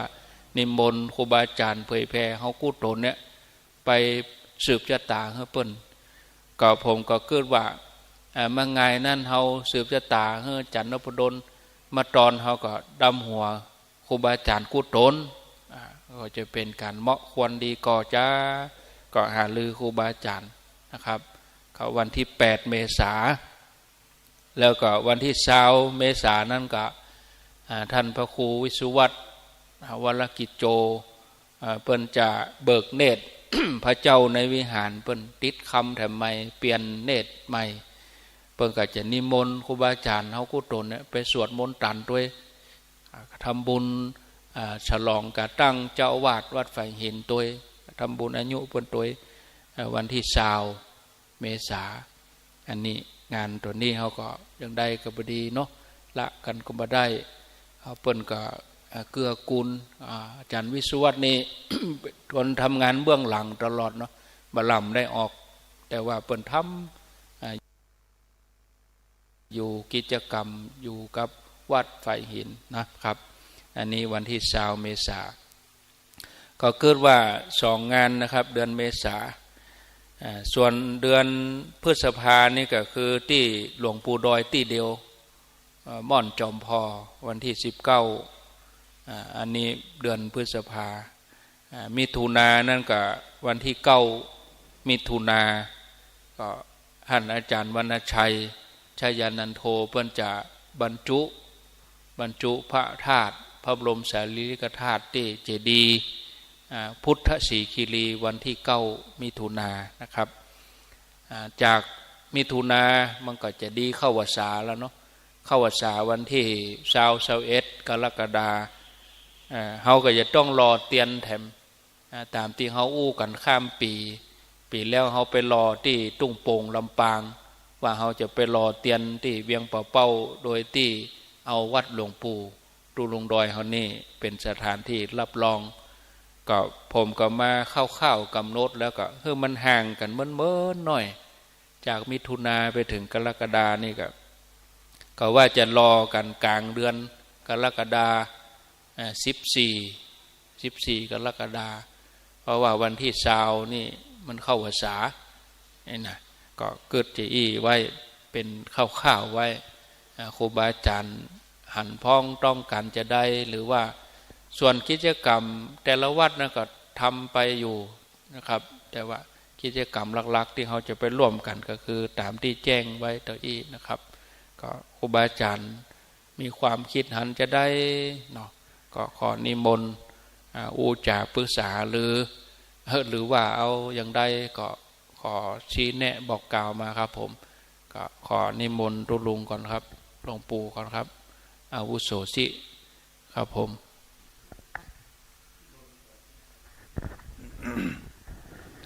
ครับก็หันชอบในข้อเสนอของท่านพระครูอภิวัฒนวิกรมที่จะได้เข้าร่วมกิจกรรมต่างๆของต่างเครือข่ายของเราสำหรับที่วัดพระธาตุม่อนจอมพอนั่นทำบุญอายุนี่เราแบบบ่ต้องอย่างนักหนาก็ฮะบ่ต้องไปถึงกับว่ารบกวนท่านทั้งหลายเนี่ยอันนี้ก็บ่ต้องจัดอย่างนักหนาละมันจะกระเลิกก็สึกของลุ้มจุดโตมจุดต่อจะตาให้กับพ่อกะแล้วก็ แล้วก็ทำพระคุณเจ้าพระเผยแผ่ของเขาก็อันนี้ก็เอาตามสะดวกจะมาได้นิมนต์เป็นกิจลักษณะเหมือนกับข้างก่อนนั่นก็ทำถ้าจะทำก็ทำเหมือนก็ที่ปีที่แล้วนี่ก็มาได้นิมนต์เป็นกิจลักษณะตามอัธยาศัยใครสะดวกจะไปร่วมก็ถือว่าเป็นเมตตาถ้าบัดสะดวกถ้ามีภารกิจการงานอื่นเขาก็บ่ว่ากันอันนี้ก็สำหรับที่ทำบุญอายุวัฒนะมันเป็นงานประจำปีที่ท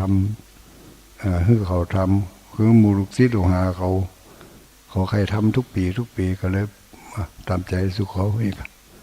อันนี้ก็ขอถวายครับส่วนงานอื่นๆนั่นถ้าบัดลำบากตึกใจหรือแห้งแล้วร่างกายมันสู้ได้ก็จะไปแล้วครับโดยเฉพาะงานของอาจารย์วรรณชัยไม่ได้ไปแอววัดเป็นกำเตือครั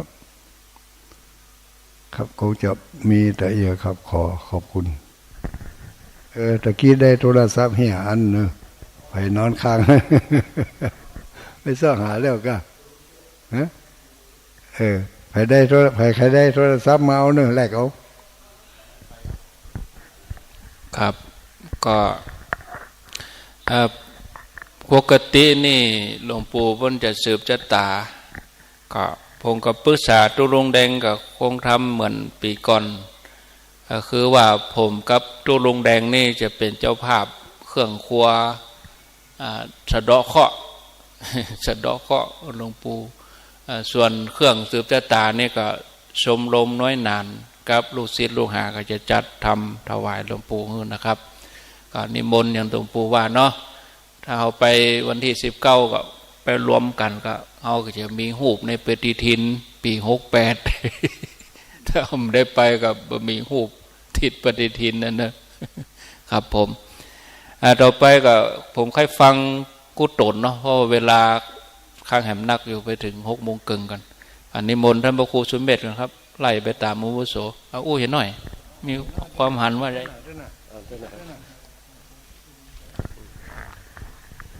ขอกราบคารวะครูบาอาจารย์ทุกรูป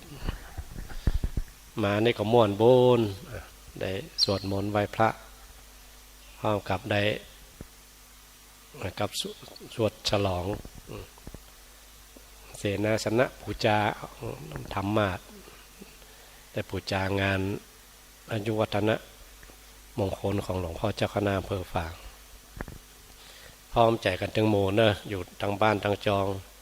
ได้ฟังทางคลื่นวิทยุได้หอมมาก็ดีไปได้หอมมาก็ดียกมือไหว้มือสาก็เป็นอนุโมทนาใหม่กับครูบาอาจารย์ที่ได้ตั้งเก้าได้ถวายธรรมะก็เป็นส่วนหนึ่งของธรรมทานได้เผยแผ่ธรรมของพระองค์ให้กว้างขวางยิ่งขึ้นไปขออนุโมทนาบุญ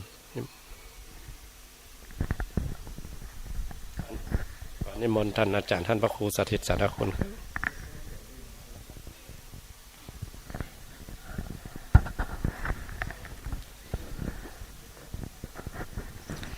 ก็ขอกราบครูบาอาจารย์ไม่มีหลวงปู่ตุลุงดอยพร้อมก็ได้ครูบาอาจารย์ท่านครูสุเมธธรรมเสวีบาอาจารย์ทุกรูปทุกตนทุกองค์ที่อยู่ณที่นี่นะครับเนาะเจ้านี้ก็ถือว่าอากาศแจ่มใสที่วัดปังปอยแห่งนี้หลังจากที่เราได้ร่วมกันทำกิจกรรมไหว้พระทำวัดเจ้าเจริญพุทธมนต์ก็เป็นที่เรียบร้อยบุญใดกุศลใดที่ทั้งสมณศรัทธาและมูลศรัทธาที่มีส่วนร่วมในการกระทำปั้มเป่งในครั้งนี้ก็ขอเผื่อแผ่ให้แก่มูลบรรดาอีพ่ออีแม่ปู่อุ้ยแม่มอนลูกหลานตันเต้าทุกผู้ทุกคนที่ฟังอยู่ตั้งบ้านตั้งจองก็ดีทุกคนทุกแห่งก็ดีที่ได้รับฟังอยู่นี่ก็ขอให้ได้รับส่วนบุญได้อนุโมทนาบุญ เหมือนกันจุผู้จุคนเนาะเอาขอฝากไว้ที่อายุวันโนสุขังพลัง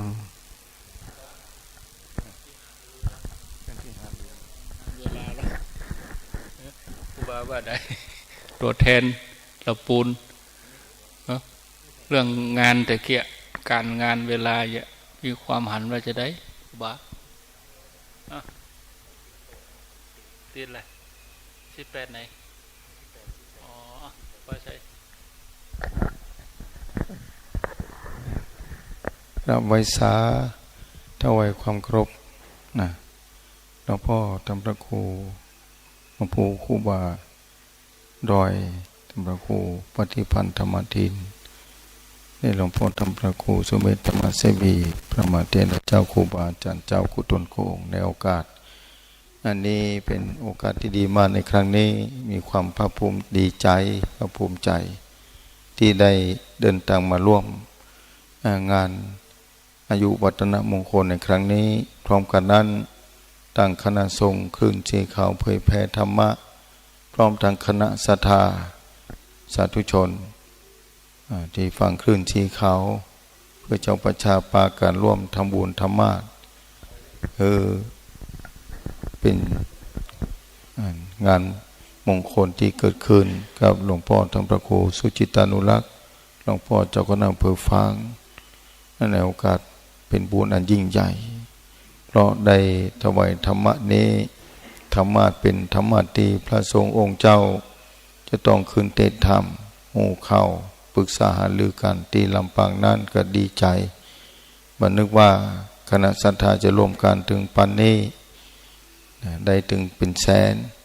เพราะฉะนั้นนี่ด้วยแรงศรัทธาแต่บุญกุศลส่วนนี้คือศรัทธาสาธุชนที่ร่วมทำบุญกันกุตนกุองค์กุท่านคือได้มีปัญญาบารมีเพื่อจะคำวัฏสงสารบอกกันสร้างนำตังคือพระครูบาอาจารย์ขึ้นสีขาวนำป่าคณะศรัทธาเพื่อจะคำห่วงมหานกวัฏสงสารนี้ไปในโอกาสข้างหน้าอันนี้เป็นเหตุปัจจัยได้สร้างบารมีไปดีใจกับครูบาอาจารย์ที่ตนคิดเพื่อจะสั่งสมคุณงามความดีในครั้งนี้ฉะนั้นบุญกุศลนี้คือเป็นปรมาปัจจัยคือแก่ครูบาอาจารย์กุตนกุองค์คณะศรัทธาสาธุชนผู้ใจบุญทั้งหลายอธิษฐานไว้ครูบาอาจารย์ตนใดก็ตามที่ได้ขึ้นนั่งธรรมะนี้ก็ขอคือธรรมะที่ท่านเก่าธรรมะเหล่านั้นเป็นแสงสว่างจงเกิดขึ้นแก่ผู้ที่ร่วมบุญกุศลครั้งนี้กุตนกุองค์กุคนในการงานที่ปรึกษาหารือกันที่จังหวัดลำปางที่จะไปส่งน้ำดำหัวครูบาอาจารย์ประกาศคณะศรัทธาวันที่กำหนดไปก็คงจะพร้อมกันอย่างคู่ปีอย่างปีที่ผ่านมาไปที่วัดเหล่ามนทาที่อำเภอดอยหล่อปีนี้ก็คงที่จะเป็นอำเภอเมืองจังหวัดลำปางสำหรับงานวันที่9 มิถุนาวัดพุทธศิคีรีนั้นวันที่9 มิถุนาคือตรงกับวันอาทิตย์วันขึ้น3 ค่ำเดือน9เหนือก็ขอกลับไว้สาราธนาครูบาอาจารย์ขึ้นสีขาวแล้วก็คณะศรัทธาไปร่วมบุญด้วยกันในการยกยอดฉัตรเจดีย์เนอะแต่ไม่ได้ปล่อยไม่ได้ทำบุญเด้อเพราะฉะนั้นในโอกาสนี้คือครูบาอาจารย์คณะศรัทธามีความเจริญรุ่งเรืองมีความสุขสวัสดีอยู่เย็นเป็นสุขทั่วหน้าการอายุวันโนสุขังพลังเนอในเจ้าวันกราบขอไหว้สาขอโอกาสครูบาอาจารย์ทุกรูปจูตดวันโอกาสดีที่บรรดาคณะสงฆ์ที่เผยแผ่รายการขึ้นสีขาวได้มาพบกับพ่อแม่ศรัทธาที่วัดปางปอยที่อำเภอฝางที่นี่เป็นกิจกรรมที่ดีเป็นการเกื้อกูลให้กำลังใจซึ่ง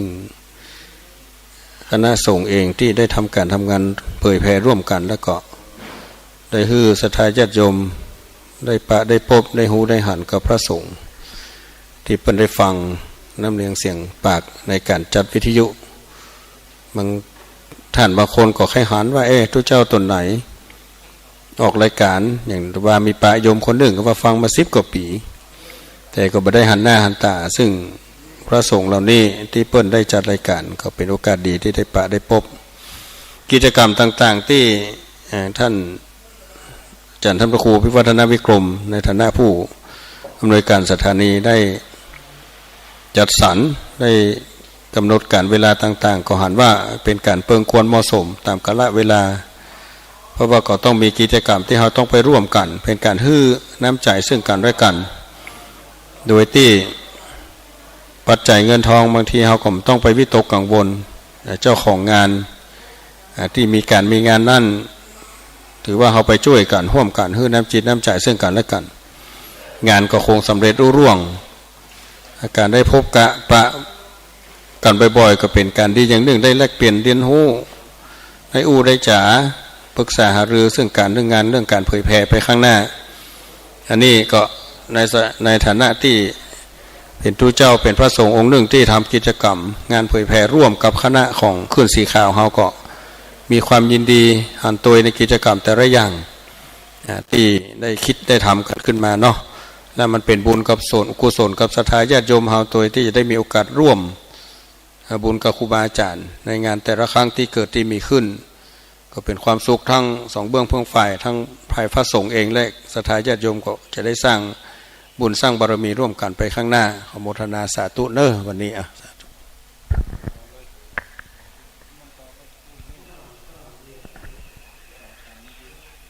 ขอกราบไหว้สาพ่อแม่ครูบาอาจารย์จุตนจุองค์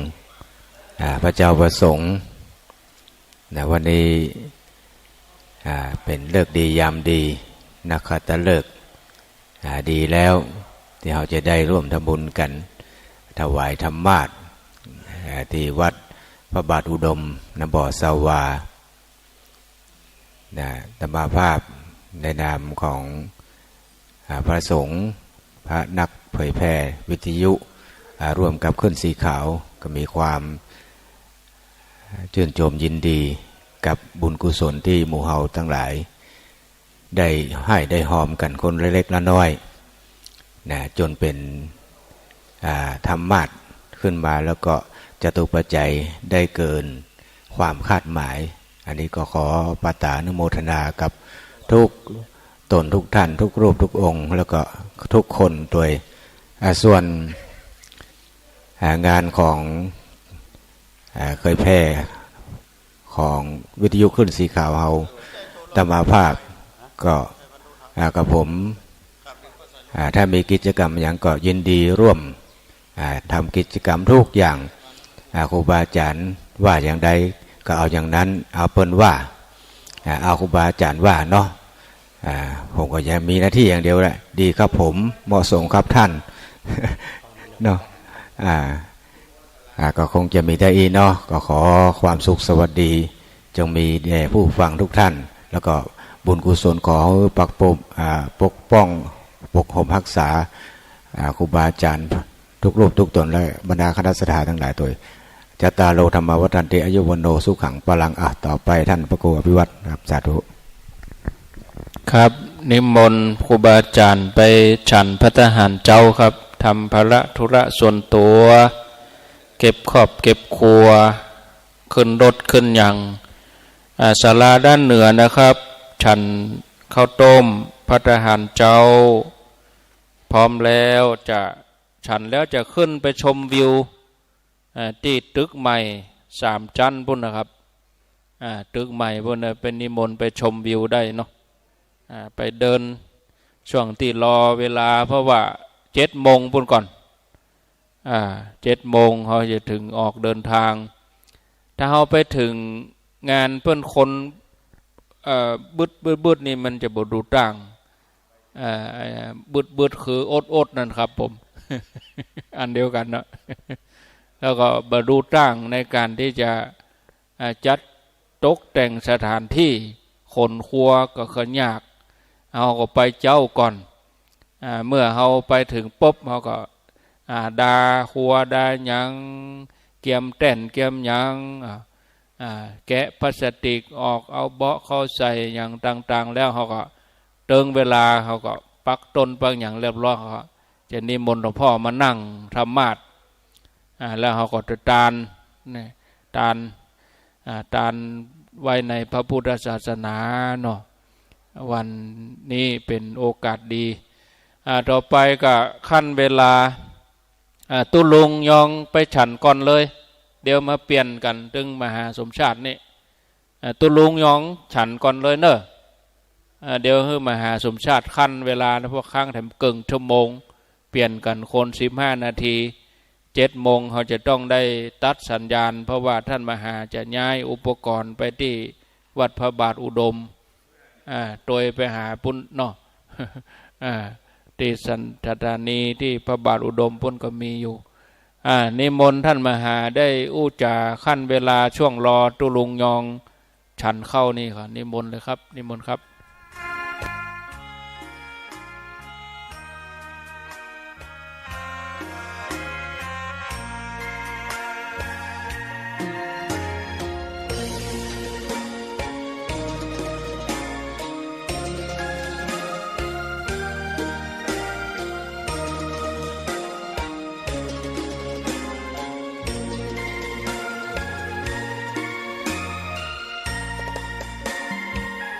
ดอกบัวดอกหนึ่งพึงใจไว้เพื่อบูชา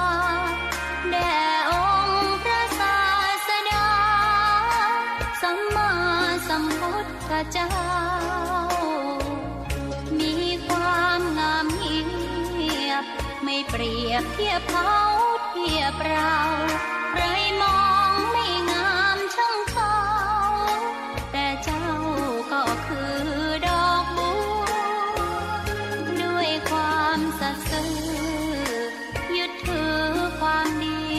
เป็นหลักใครรักไม่รักก็ไม่จมปลักมองมัวเมื่อโผล่พ้นน้ำก็เห็นความงามในตัวไม่ยึดติดในตมชั่วขอเป็นดอกบัวดอกเดียว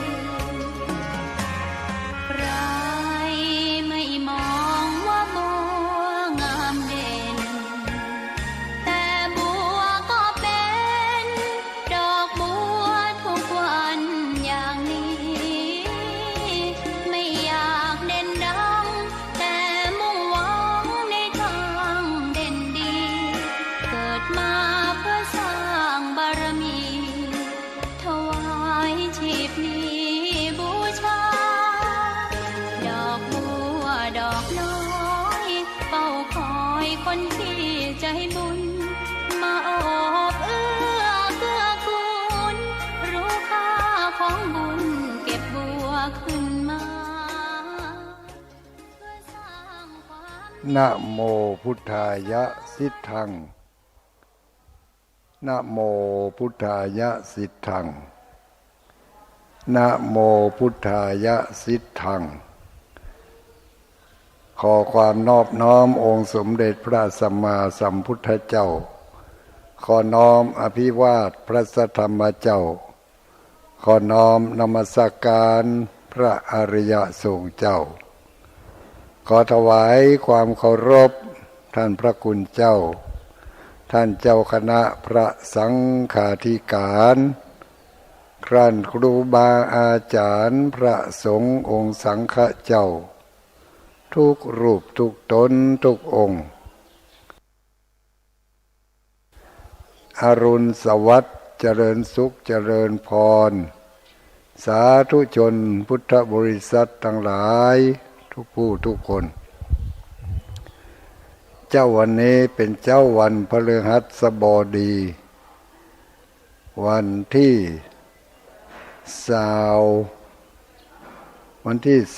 21ญาติโยมสาธุชนเราทั้งหลายตามปกติแล้วก็เจ้าวันพฤหัสบดีตุลุงก็จะได้มีโอกาสมาเยี่ยมเยียน แบ่งสรรปันเวลา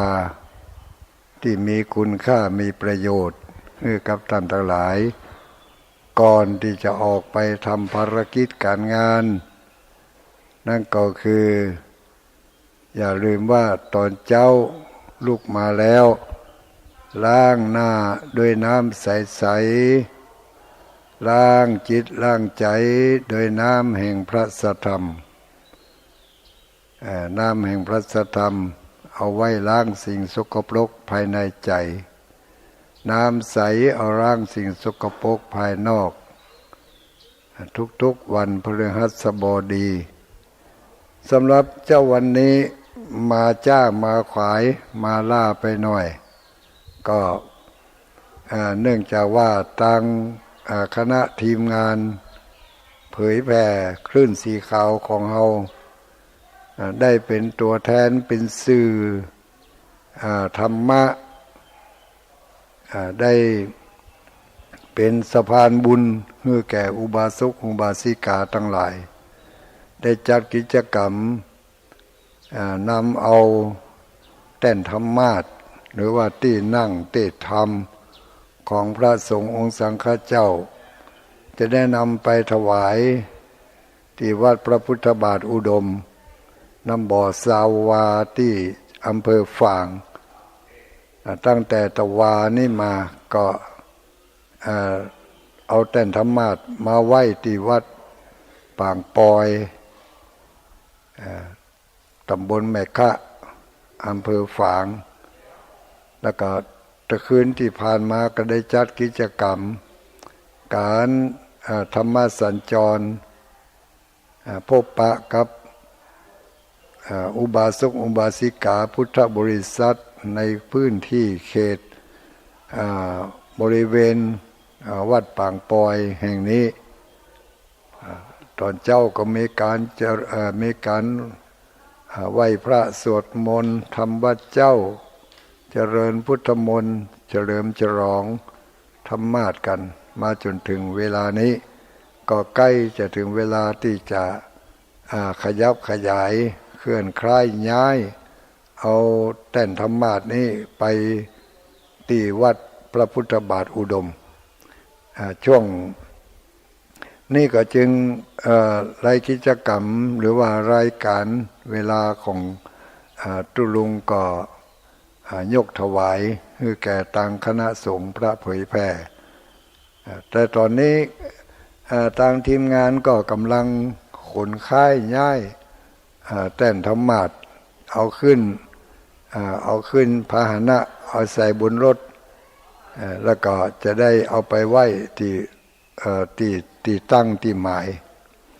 ญาติโยมที่จะมาร่วมทำบุญในวันนี้ก็ขอเชิญตามอัธยาศัยอย่างใดก็ดีก็พยายามนำพาหนะของท่านของญาติโยมถึงวัดพระบาทอุดมนี่ก็ได้สักบรรณาจะเกิน9 โมงครึ่งเนอะบรรณาจะเกิน9 โมงครึ่งเพราะว่าประมาณสัก9 โมงครึ่งประมาณนั้นนะอย่างจ้าก็เขาก็จะได้ถวายแท่นธรรมาสน์แล้วก็จะมีกิจกรรมสืบหูราชตาส่วนรายละเอียดของพิธีของกิจกรรมในงานนั้นอันนี้ตุลุงก็ต้องขออภัยเพราะว่าบาอาจจะล่วงหู้ถึงกิจกรรมของเปิ้นได้รายละเอียดนั้นก็ทางวัดเปิ้นก็จะได้แจ้งให้ทราบเนาะอันนี้ตุลุงก็ขอบอกทางทีมงานอุบาสกอุบาสิกาที่จะมาร่วมในครั้งนี้ฝากไปทางพี่น้องญาติโยมที่อำเภอเวียงป่าเป้าถ้าได้ยินได้ฟังกันอยู่ก็ขอให้ได้รับทราบโดยว่าถ้าจะมากันเป็นทีมเป็นรถตู้นั่นบ่ต้องไปแวะที่วัดปางปอยละเนอะตรงไปที่วัดพระพุทธบาทอุดมเลยบ่ต้องมาแวะที่นี่แล้วเพราะว่าตอนนี้กำลังเก็บเครื่องเก็บครัวใส่รถกันกำเดียวก็จะเอาครัวไปเหี่ยก่อนถ้าเอาไปตอนที่ว่าเปิ้นกำลังทำพิธีกันแล้วไหว้พระหับศีลกัน ตอนนั้นมันชุลมุนวุ่นวายมันจะบ่เป็นขั้นเป็นตอนเนาะมันจะวุ่นวายกันพระเจ้าอังก็จะต้องเอาไปให้ก่อนกำเดียวได้เวลาฉันเจ้าฉันข้าวต้มฉันอย่างเสร็จเรียบร้อยแล้วก็จะออกเดินทางตอนนี้ก็ทำการขั้นเวลาตั้งสถานีวิทยุเครือข่ายทุกที่ทุกแห่งทุกสถานีเพิ่งก็ได้ถวายเวลามาก็จะบริหารเวลาให้มันไปจนครบถึงเวลา7 โมงเพื่อจบรายการนี้ก็ตัดเข้าสู่ข่าวประชาสัมพันธ์ของทางส่วนกลางต่อไปก็ขออนุโมทนากับคณะสัตยาติโยมทั้งหลายทุกคนทุกท่านปีใหม่ปีนี้ได้ยินข่าวจากทางราชการว่าปีใหม่สงกรานต์นี้เป็นกิจกรรมอันสำคัญเป็นยกให้เป็นกิจกรรมระดับโลกนั่นก็คือเป็นจะจัดเป็นมรดกโลกให้แล้วก็คือแสดงว่าเป็นกิจกรรมที่สำคัญมากเป็นประเพณีที่ยิ่งใหญ่นะระดับโลกกันแล้วเพราะฉะนั้นก็ขอให้หมู่เฮาทั้งหลายได้บอกได้กล่าวได้ให้ลูกให้หลานได้ฟังว่างานประเพณีสงกรานต์ของเฮานั่นเป็นงานประเพณีสงกรานต์เพิ่นจะจัดเป็นระดับโลกเป็นมรดกโลกทางด้านวัฒนธรรมก็เป็นเรื่องที่หายากเหมือนกันก็เมื่ออย่างนี้ก็ใครจะขอฝากกับลูกกับหลานช่วยพ่ออุ้ยแม่อุ้ยช่วยเน้นช่วยบอกให้เขาว่าประเพณีฮีดหอยจารีตฮีดหอยดั้งเดิมของเฮาหมู่เฮานั้นมีมากันอย่างใดในกิจกรรมนั้นมีอันอย่างประล่ำประเหลือเป็นเฉยจะได้พ่องก็ขอให้หมู่เฮาทั้งหลายนึกย้อนรอยถอยหลังไปหาอดีตสมัยเมื่อเฮาเป็นละอ่อนละเอกนั้นเฮาเนี่ยอย่างใดมีกิจกรรมตั้งวัดวาอย่างใดตั้งประเพณีมีการขนทรายปล่อยนกปล่อยป่ากะมีการสะเก้าดำหัวกะเรื่องรดน้ำดำหัวรดน้ำหรือว่าหดน้ำเนี่ยมีพิธีการขั้นตอนแต่ละวันเป็นเนี่ยมันอย่างพ่องนี่นะก็ใครขอให้แม่อุ้ยปู่อุ้ยเฮาทั้งหลายนึกย้อนไปสมัยเมื่อปู่อุ้ยแม่อุ้ยเป็นละอ่อนแล้วก็เอามาเล่ามาให้ลูกให้หลานได้ฟังเพื่อว่าถึงแม้ว่าเขาบ่ได้ทำตามที่เขาได้เนี่ยได้ทำมาก็ขอให้เขาได้ฮู้เพราะว่าลูกหลานของเขาเนี่ยจะเป็นสะพานสื่อไปให้คนต่างชาติต่างประเทศเขาได้รับรู้รับทราบเขาจะได้เผยแผ่มรดกอันล้ำค่าของเขานี่ไปสู่ในสายตาของเจ้าโลกเพราะฉะนั้นสิ่งใดที่มันบ่ดีบ่งามที่มันเป็นเนื้องอกเนื้อร้ายที่มันงอกขึ้นมาในประเพณีสงกรานต์ของเขานี่ก็ขอให้ช่วยกันบอกกล่าวให้ลูกให้หลานว่าอันนั้นมันไม่ใช่ประเพณีดั้งเดิมมันเป็นประเพณีหรือว่ามันเป็นกิจกรรมที่จัดทำขึ้นแถมใหม่ของคนยุคใหม่ยุคเก่านั้นเป็นยะแหมอย่างหนึ่งเป็นยะอย่างอันเนี่ยเนาะมีการตานตุงตานจ่อตานตุงขุนทรายใส่วัดตุงนั่นก็มีตุงย่อยตุงใหญ่ตุงยาวยามเดี๋ยวนี้ทางสภาวัฒนธรรมอำเภอเวียงป่าเป้ากำลังจะแปลงตุงยาวแต่ว่าก็เลยบอกเขาว่าถ้าได้แปลงก็น่าจะแปลงสัก2 อันให้มันเป็นกู้กันเนาะตุงยาวอย่างน้อยก็บ่ต่ำกว่า20 เมตร30 เมตรนะอันนี้ที่มามีก็ให้แปลงขึ้นมาที่มีแล้วที่เคยทำอย่างใดก็รักษาไว้เป็นการเผยแผ่ศิลปะวัฒนธรรมของคนบ้านเฮาการไปเอาไม้มาแปลงเสาตุงก็เช่นเดียวกันจะเอาอันหยังนี่นะเนาะมาแปลงก้านตุงที่เขาจะเอา เอาตุง12ราศีน่ะเอาไปมัดไปห้อยแล้วก็จะเอาไปตานในวันที่วันพญาวันน่ะนะวันพญาวันอันนี้ก็แล้วแต่ท้องถิ่นจะกำหนดกันมันก็จะมีอยู่2วันนะคือวันที่15กับวันที่16จะเอาวันใดจะถือเอาวันใดก็แล้วแต่ในพื้นที่ท้องถิ่นของที่ท่านจะสะดวกบางพื้นที่เพิ่งก็สะดวกในวันที่16ได้ตกลงปลูกใจกันแล้วอย่างอันก็ไปตามนั้นบางพื้นที่เพิ่งก็สะดวกในวันที่15มันเป็นวันพญาวันตามประเพณีดั้งเดิมมาก็เป็นลักกระด้างเอาไว้บ่ได้นับตามตัวเลขของเดือนของปีเนาะเป็นลักกระด้างวันที่15ก็คือวันที่15อันนี้ก็แล้วแต่ท้องถิ่นท้องที่ของแต่ละหมู่บ้านตำบลอำเภอจังหวัดจะกำหนดกันก็มี2วันเท่านั้นวันนี้ก็ฝากไว้ครับปู่อุ้ยแม่อุ้ยจะเป็นเรื่องปลัมปลาก็ได้เล่าให้เราอ่อนฟังว่าวันสังขารล่องคืออันยังเนาะมันจะได้ว่าวันสังขารล่องบ่ต้องอายเขาล่องเล่าไปตามประเพณีเล่าไปตามที่เราเคยได้ยินได้ฟังมาวันสังขารล่องก็คือปู่สังขารย่าสังขารอย่างเนี้ยประมาณเนี้ยนะก็ฝากท่านพระคุณเจ้าครูบาอาจารย์ด้วยนะครับก็ขอฝากได้เล่าเป็นอาจจะเป็นเจี้ยวก็ได้นิทานก็ได้หรือว่าเป็นเรื่องราววัฒนธรรมประเพณีเป็นเรื่องจริงก็ได้เอามา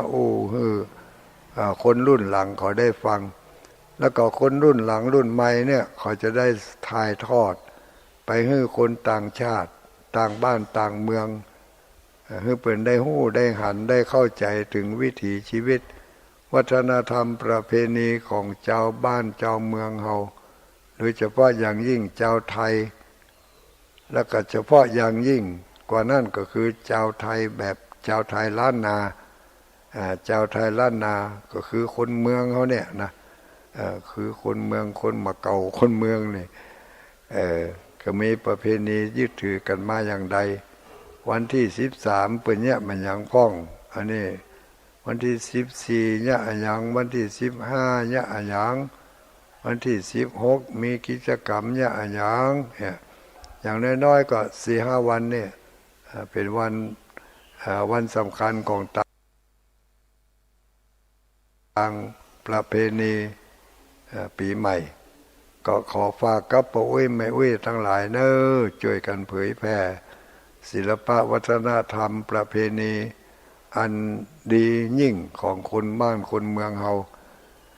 ตัวลุงก็คงจะฝากไว้ต่อเองเนาะเดียวก็ให้ท่านอาจารย์ท่านมหาสมชาติได้มาต่อขอประชาสัมพันธ์อนุโมทนาขอบคุณขอบใจกับญาติโยมที่ช่วยกันฝากให้ฝากหอมมาที่ข้างจะในธนาคารก็จะเอากันเดี๋ยวจะเอามาตัวหาเนอะตอนนี้ก็ได้เอาแต่เฉพาะเงินสดที่ใส่ในซองมาเอามาเปาะมาหอมกันก็ที่ฝากตุลุงไว้ก็10,000 กว่าบาทเนาะตั้งเล็กตั้งน้อย5 บาท10 บาทไปจนถึง100 200เป็นพันก็มีก็ได้10,000 กว่าบาท10,000 ปลายแล้วก็ที่ข้างอยู่ในที่เปิ้นโอนเข้าธนาคารมากำเดียวก็จะได้ละอ่อนเขากดจากธนาคารแล้วก็จะเอามาเปาะจะเอามาเป็นยอดเนอะเอามาเป็นยอดปักถวายทานในวันนี้กล้าตัวธรรมาสนั่นหมดปัญหาไปแล้วสำระหนี้ไส้สินไปทีเรียบร้อยแล้วก็ใครที่จะมาก็ตรงไปที่วัดพระพุทธบาทอุดมเลยนะไม่ต้องแวะที่ปางปอยเพราะว่ากิจกรรมนั้นสิ้นสุดลงแล้วกำเดียวทุกเจ้าฉันเข้าแล้วก็จะไปกันแล้วนะขออนุโมทนาเนอทุกเสียงทุกสายทุกซองที่ได้ให้ได้หอมมาที่เป็นสะพานบุญกัน ต่อขอนิมนต์อาจารย์ท่านมหาสมชาติเจริญพรเนยญาติโยมเนออายุวันโนสุขังปลังหลวงปู่ก็เดี๋ยวจะมาได้ฉันเจ้าสถาหลวงปู่ไปฉันเจ้าก่อนเนอะศรัทธาญาติโยมที่ฟังอยู่ต่างบ้านต่างจองในขณะนี้ ขณะนี้เป็นเวลา6:48 นาทีนะก็อู้เอิญไปถึงศรัทธาญาติโยมที่กำลังเดินทางมานะ เนื่องจากหนทางเนาะจากตังเชียงใหม่มาก็ดีจากตังเชียงไฮ้มาก็ดีเป็นระยะทางที่ขึ้นเขาขึ้นดอยเลี้ยวรถคดเคี้ยวบัดต้องหีบบัดต้องฟังเนอะบัดต้องเล่งเวลาฟังครูบาอาจารย์เปิ้นโอ้เปิ้นจะไปถึงพุ่น8 โมง 9 โมงเปิ้นจะตานเห็นแล้วใกล้นะบัดต้องฟังใจเย็นที่จะฟังไปกันนี้ครูบาอาจารย์จะไปตกแต่งสถานที่รอศรัทธาญาติโยมนะบัดต้องเป็นห่วงฉะนั้นก็เดินทางให้ปลอดภัยให้สบายพี่น้องลำปางมาปะกันเพลนะพี่น้องแม่สาบเสมิงแม่อุ้ยอินวันนี้ลังได้หันหน้ากันเนาะ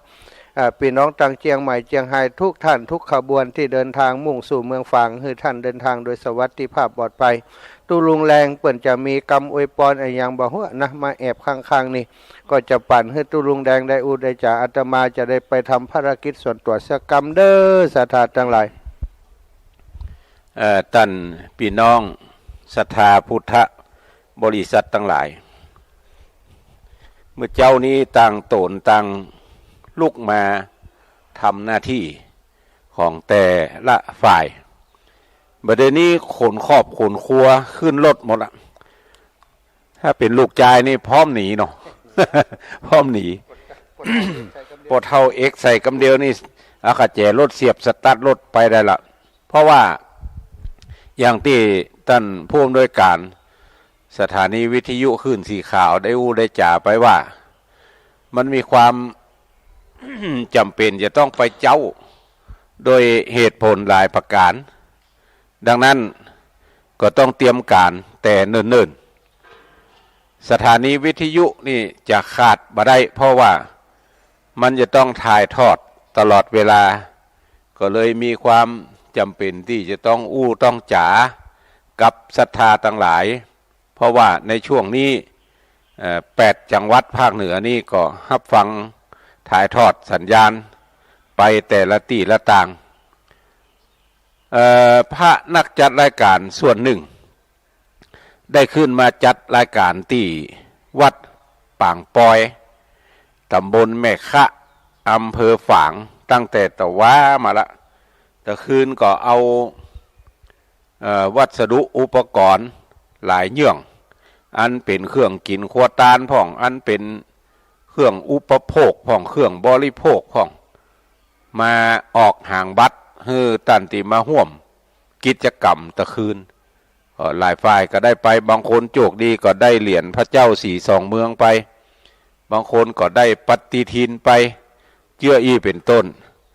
แล้วก็เมื่อเจ้านี้ลุกมาก็ปากันมาสูดโยโกห้อง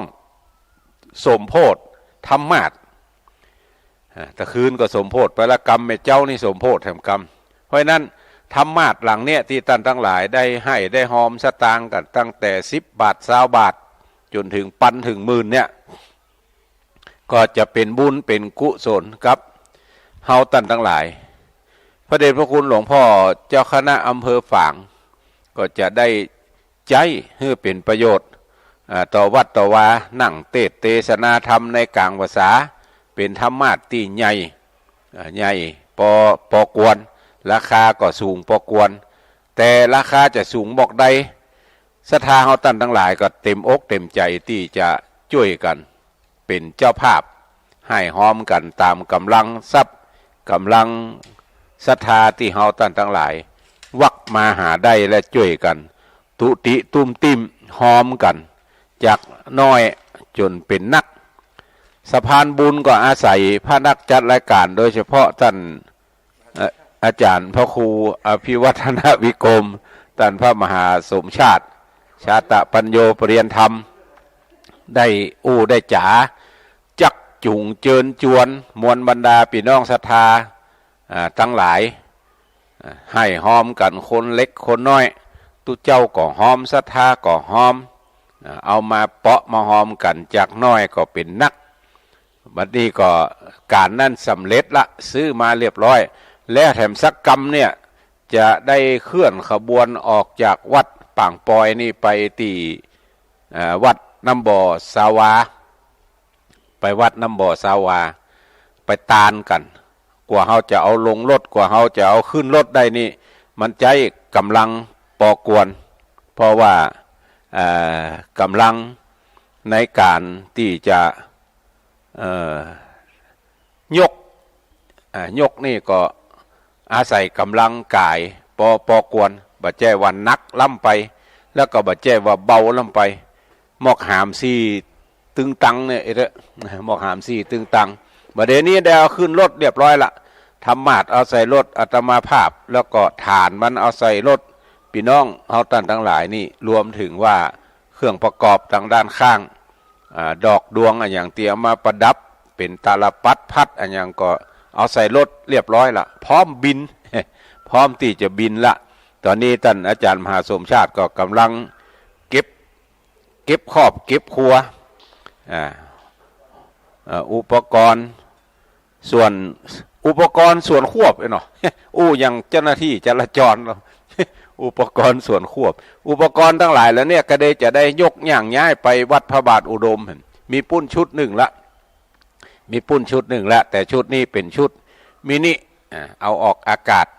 ฟัง8จังหวัดภาคเหนือเหลือเวลาแถมตอนนี้6:54 นาทีท่านทั้งหลายที่ฟังอยู่ตั้งบ้านตั้งจองบางสถานีก็ตัดไปตั้งอื่นละบางสถานีก็ยังถ่ายทอดอยู่แต่ว่าการไล่สดของFacebook ของอาจารย์มหาสมชาติปริยนธรรมนั้นไล่อยู่ตลอดเวลาหันอยู่ทั่วโลกคนอยู่ที่ไหนก็หันหมดอะประเดี๋ยวอันเนี้ยคือหูติบตาติบที่บัณฑิตนักปราชญ์เจ้าว่าไว้แต่ก่อนละเฮาท่านทั้งหลายปลายหน้าเนี่ยจะมีหูติบตาติบมีตางมีคนเตียวสายใยกำปุ้งจะผ่านถนนหนทางอันเนี้ยสายไฟฟ้าสายโทรศัพท์สายอินเทอร์เน็ตสปะเนี่ยสายใยกำปุ้งทางด้านก็มันมาได้ในสมัยเนี้ยหูติบตาติบอยู่ที่ไหนก็หันกันหู้จักกันปกตินี่ถ้าฟังวิทยุอย่างเดียวได้ยินกับเสียงแต่ถ้าพอตั้งเฟซบุ๊กพอตั้งอย่างนี้จะหันหูบหันห้างทุเจ้าตัวนี้ไข่หัวด้วยกาก็ว่าแปลงหน้านี่ตักยากยังได้กาก็จะหันกันตลอดดังนั้นก็ท่านทั้งหลายกระเดียวถ้าไผ่จะมาวัดพระบาทอุดมเนี่ยบัดต้องมาที่ปังปอยนี่แล้วเนอะกระเดียวทุเจ้าทั้งหลายตึงมวลเนี่ยจะยกย่างย้ายโคดค่ายจากวัดปังปอยไปพระบาทอุดมละและท่านทั้งหลายที่อยู่พระบาทอุดมรอแม่จงดีเชื้อกันทาเกียมยอดอยู่ปุ้นท่าเลยเนอะกระเดียวทำมาดไปถึงเอายอดเขาตั้งนิมนต์หลวงพ่อขึ้นนั่งทำมาดหลังไม้นี่ปั่นปอนให้เขาท่านทั้งหลายแล้วก็จะได้ตานขอบตานครัวฮือแล้วก่อนพิธีส่งของเปิ่นนี่ดังนั้นตอนนี้ตุลุงยอง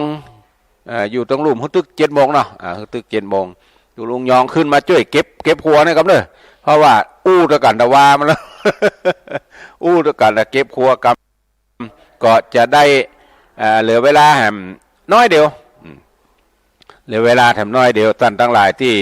จะเดินทางไปวัดพระบาทอุดมตอนนี้ก็ไปถึงไหนก็จุกย่างกินข้าวงายกันก่อนเนอะย่างกินข้าวงายกันก่อนอันนี้ร่วมทำบุญธรรมาสมาเมื่อลูนเนาะอนุโมทนากับพ่ออเนกแม่อย่างนี้แม่เสียวงชุมพันธ์บ้านนาพาน จังหวัดลำปางแล้วก็ป่อสนธิแม่เพียบวงชุมพันธ์พร้อมโดยลูกหลานบ้านนาฟานตำบลดอนไฟอำเภอแม่ทะจังหวัดลำปาง100 บาท ต่อไปก็นายร่วมนางเสาเฮตุ้ยพร้อมโดยลูกหลานร่วมทำบุญธรรมาสแถม60 บาทโอ้ยุงปังปอยนี่สวกว่าเราจุดล้นเนาะยายจินจันบ้านนาฟานลำปางต่อได้มอบได้จ่าหน้าซองมา แม่หลวนเครือวันพร้อมโดยลูกหลานบ้านนาฟานบ้านจังหวัดลำปางแห่มซองหนึ่งป้ออินโตแม่เสงจันโปทะวงร่วมทำบุญธรรมาสอันนี้ก็บ้านนาฟานพ่อเมืองแก้วแม่บุญนายโปทะวงพร้อมโดยลูกหลานนางสาวบุภานนเต็มจังหวัดลำปางร่วมทำบุญมาแถมกนกวันห้วยหงทองคำพีล่าเที่ยงอุทิศส่วนบุญส่วนกุศลให้แก่เทวบุตรเทวดารักษาการเนี่ยอินทรีย์ตนตัวไหลนากรรมเขตพระเทศบ้านเมืองฝ่ายเถื่อนทำยันน้ำโกหาแถม1-2ก็อนุโมทนากับทุกท่านตอนนี้หมดเวลาหมดละจะได้นำรายการนี้จากท่านทั้งหลายไปก่อนจัตตาโลธรรมาวัฏทันติอายุวันโนสุขังปะลัง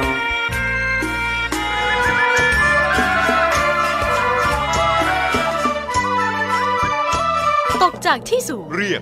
1669กระดูกหักเรียก1669บาดเจ็บกระดูกสันหลังเรียก1669ไฟฟ้าช็อตเรียก1669ไฟไหม้น้ำร้อนลวกอย่างรุนแรงเรียก1669จมน้ำเรียก1669ถูกยิงเรียก1669ถูกแทงเรียก1669อุบัติเหตุจราจรเรียก1669ช็อกหมดสติเรียก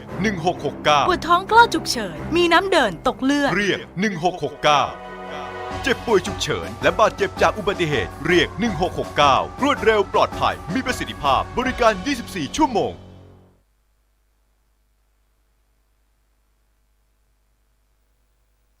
จนเครียดกินเหล้าจนเครียดกินเหล้าจนเครียดกินเหล้าจนเครียดกินเหล้าจนเครียดกินเหล้าอุบัติเหตุจราจรกินเหล้าก็เลยยิ่งก็เลิกสิเหล้าอ่ะเลิกเหล้าเลิกจนเริ่มต้นเข้าพรรษานี้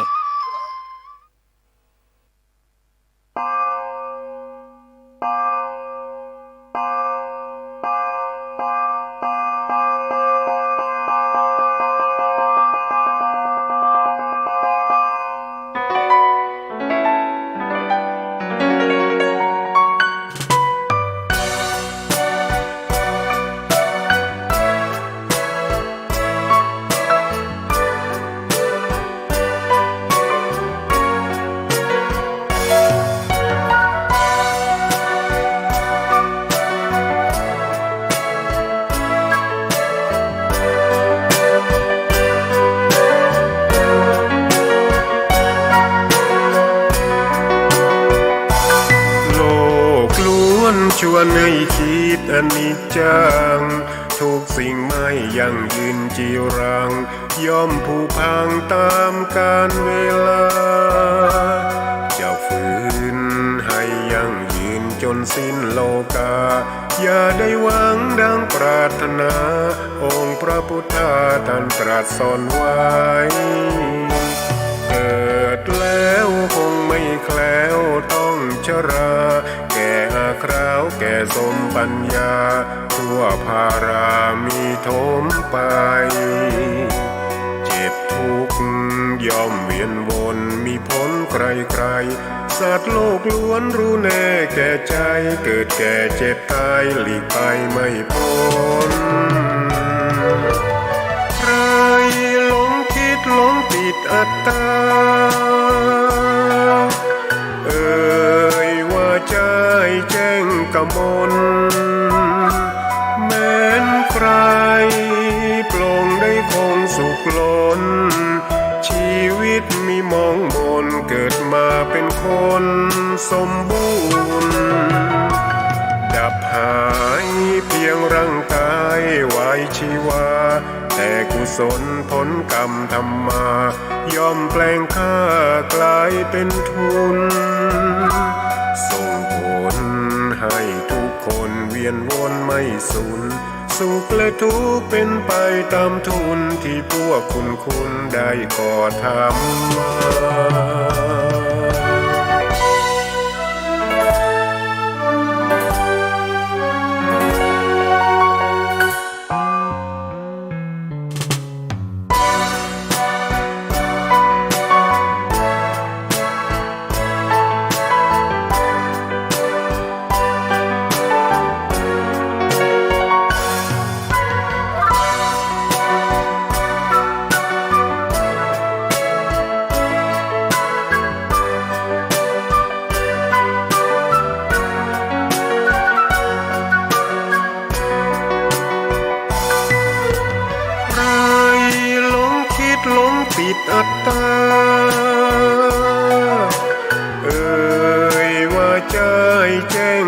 มลแม้นใครปลงได้คงสุขล้นชีวิตมีมองมนเกิดมาเป็นคนสมบูรณ์ดับหายเพียงร่างกายไว้ชีวาแต่กุศลผลกรรมทำมาย่อมแปลงค่ากลายเป็นทุนส่งผลให้ทุกคนเวียนวนไม่สูญสุขและทุกข์เป็นไปตามทุนที่พวกคุณได้ก่อทำมา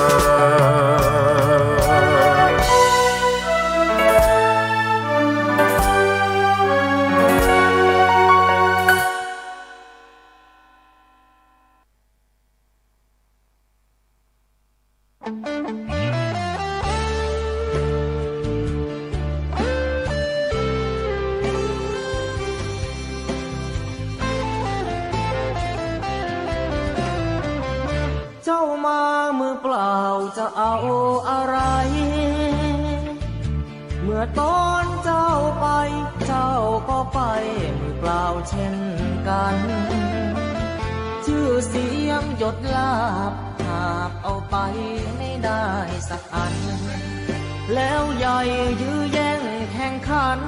ก็ป่วยกันฆ่าฟันตัดรอนเงินทองตามส่งแค่โรงพยาบาลญาติมิตรวงวานลูกหลานส่งแค่เชิงตะกอนจะมีใครเล่าอยู่กับเรานอนเฝ้ากองฟอน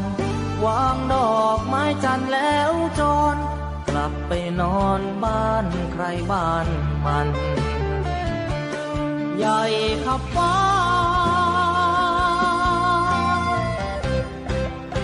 แต่ยังเล็กกว่าฟ้าลง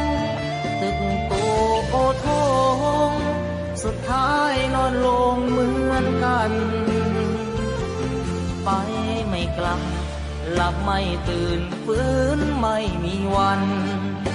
ชีวิตหลังความตายนั้นนรกสวรรค์ยังรอบาปบุญดีชั่วติดตัวเมื่อตายเงินทองมากมายคนเอาไปไม่ได้หรอกน้อร่างนอนแน่นิ่งไม่ไหวติ่งเหมือนดังต้นตอตราสังมัดแขนผู้คอไฟไม่หงิกงอเป็นเท่าคุยพง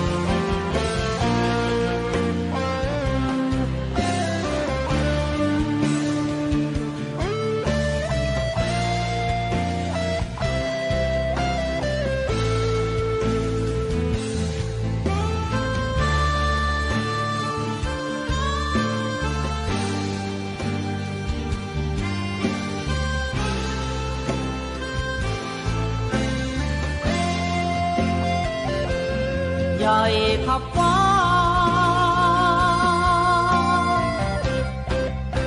แต่ยังเล็กกว่าฟ้าลงตึกโตโอทงสุดท้ายนอนลงเหมือนกันไปไม่กลับหลับไม่ตื่นฟื้นไม่มีวันชีวิตหลังความตายนั้นนรกสวรรค์ยังรอบาปบุญดีชั่วติดตัวเมื่อตายเงินทองมากมายคนเอาไปไม่ได้หรอกน้อร่างนอนแน่นิ่งไม่ไหวติ่งเหมือนดังต้นตอตราสังมัดแขนผู้คอไฟไม่หงิกงอเป็นเท่าคุยพง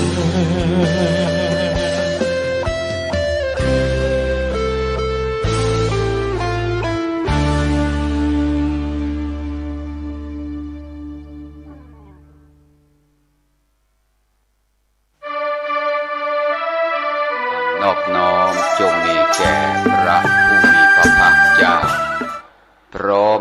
ระสัทธรรมคำสอนและพระอริยสงฆ์เจ้าทั้งหลายขอถวายความเคารพแก่พระเถรานุเถระผู้สดับรับฟังขอความผาสุขความสวัสดีความเจริญในธรรมจงบังเกิดมีแก่บรรดาท่านสาธุชนทั้งหลาย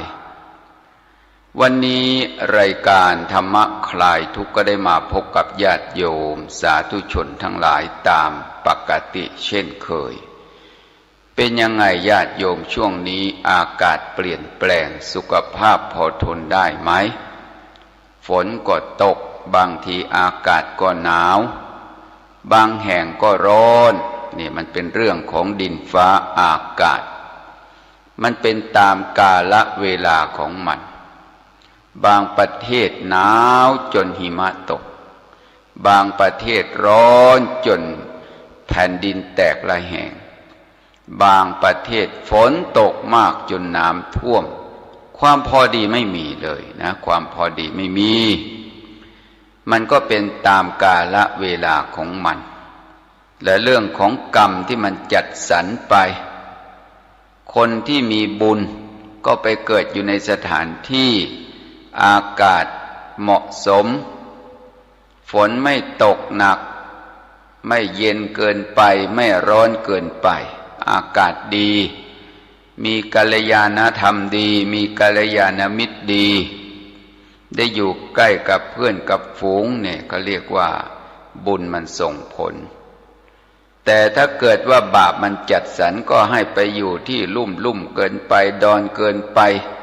อดอยากเพราะความไม่สมดุลของธรรมชาตินี่มันเป็นเรื่องที่เราก็ต้องคิดกันว่าใครหนอช่างไปจัดสรรสิ่งนี้ถ้าเราไม่ยกเรื่องกรรมมาจัดสรรปันแต่งไม่ใช่เทพเจ้าเหล่าเทวาที่ไหนเขาจะมาจัดสรรให้เรากรรมที่เราทำนั้นมันจัดสรรกรรมที่เราสร้างมันจำแนกกรรมที่เราทำไว้มันจัดสรรให้ไปเกิดในภพภูมิดีก็เพราะกรรม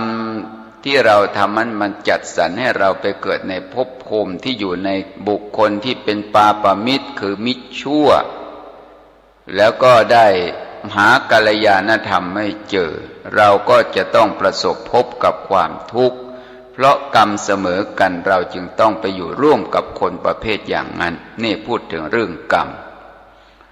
เพราะฉะนั้นเรื่องกรรมเนี่ยมันเป็นมลทินมันนำโทษมาให้ทั้งในโลกนี้และโลกหน้าอันนี้พระพุทธเจ้าตรัสไว้ในคัมภีร์ขุททกนิกายแห่งพระธรรมบทนะพูดถึงเรื่องบาปเรื่องมลทินนะอย่างมลาเวปาปกาธรรมาอัสมิงโลเกปรัมหิจะบาปธรรมนี้เป็นมลทินจริงๆทั้งในโลกนี้และโลกอื่นปาปธรรมทั้งสิ้นมลทินโทษตรณีโกรธริษยา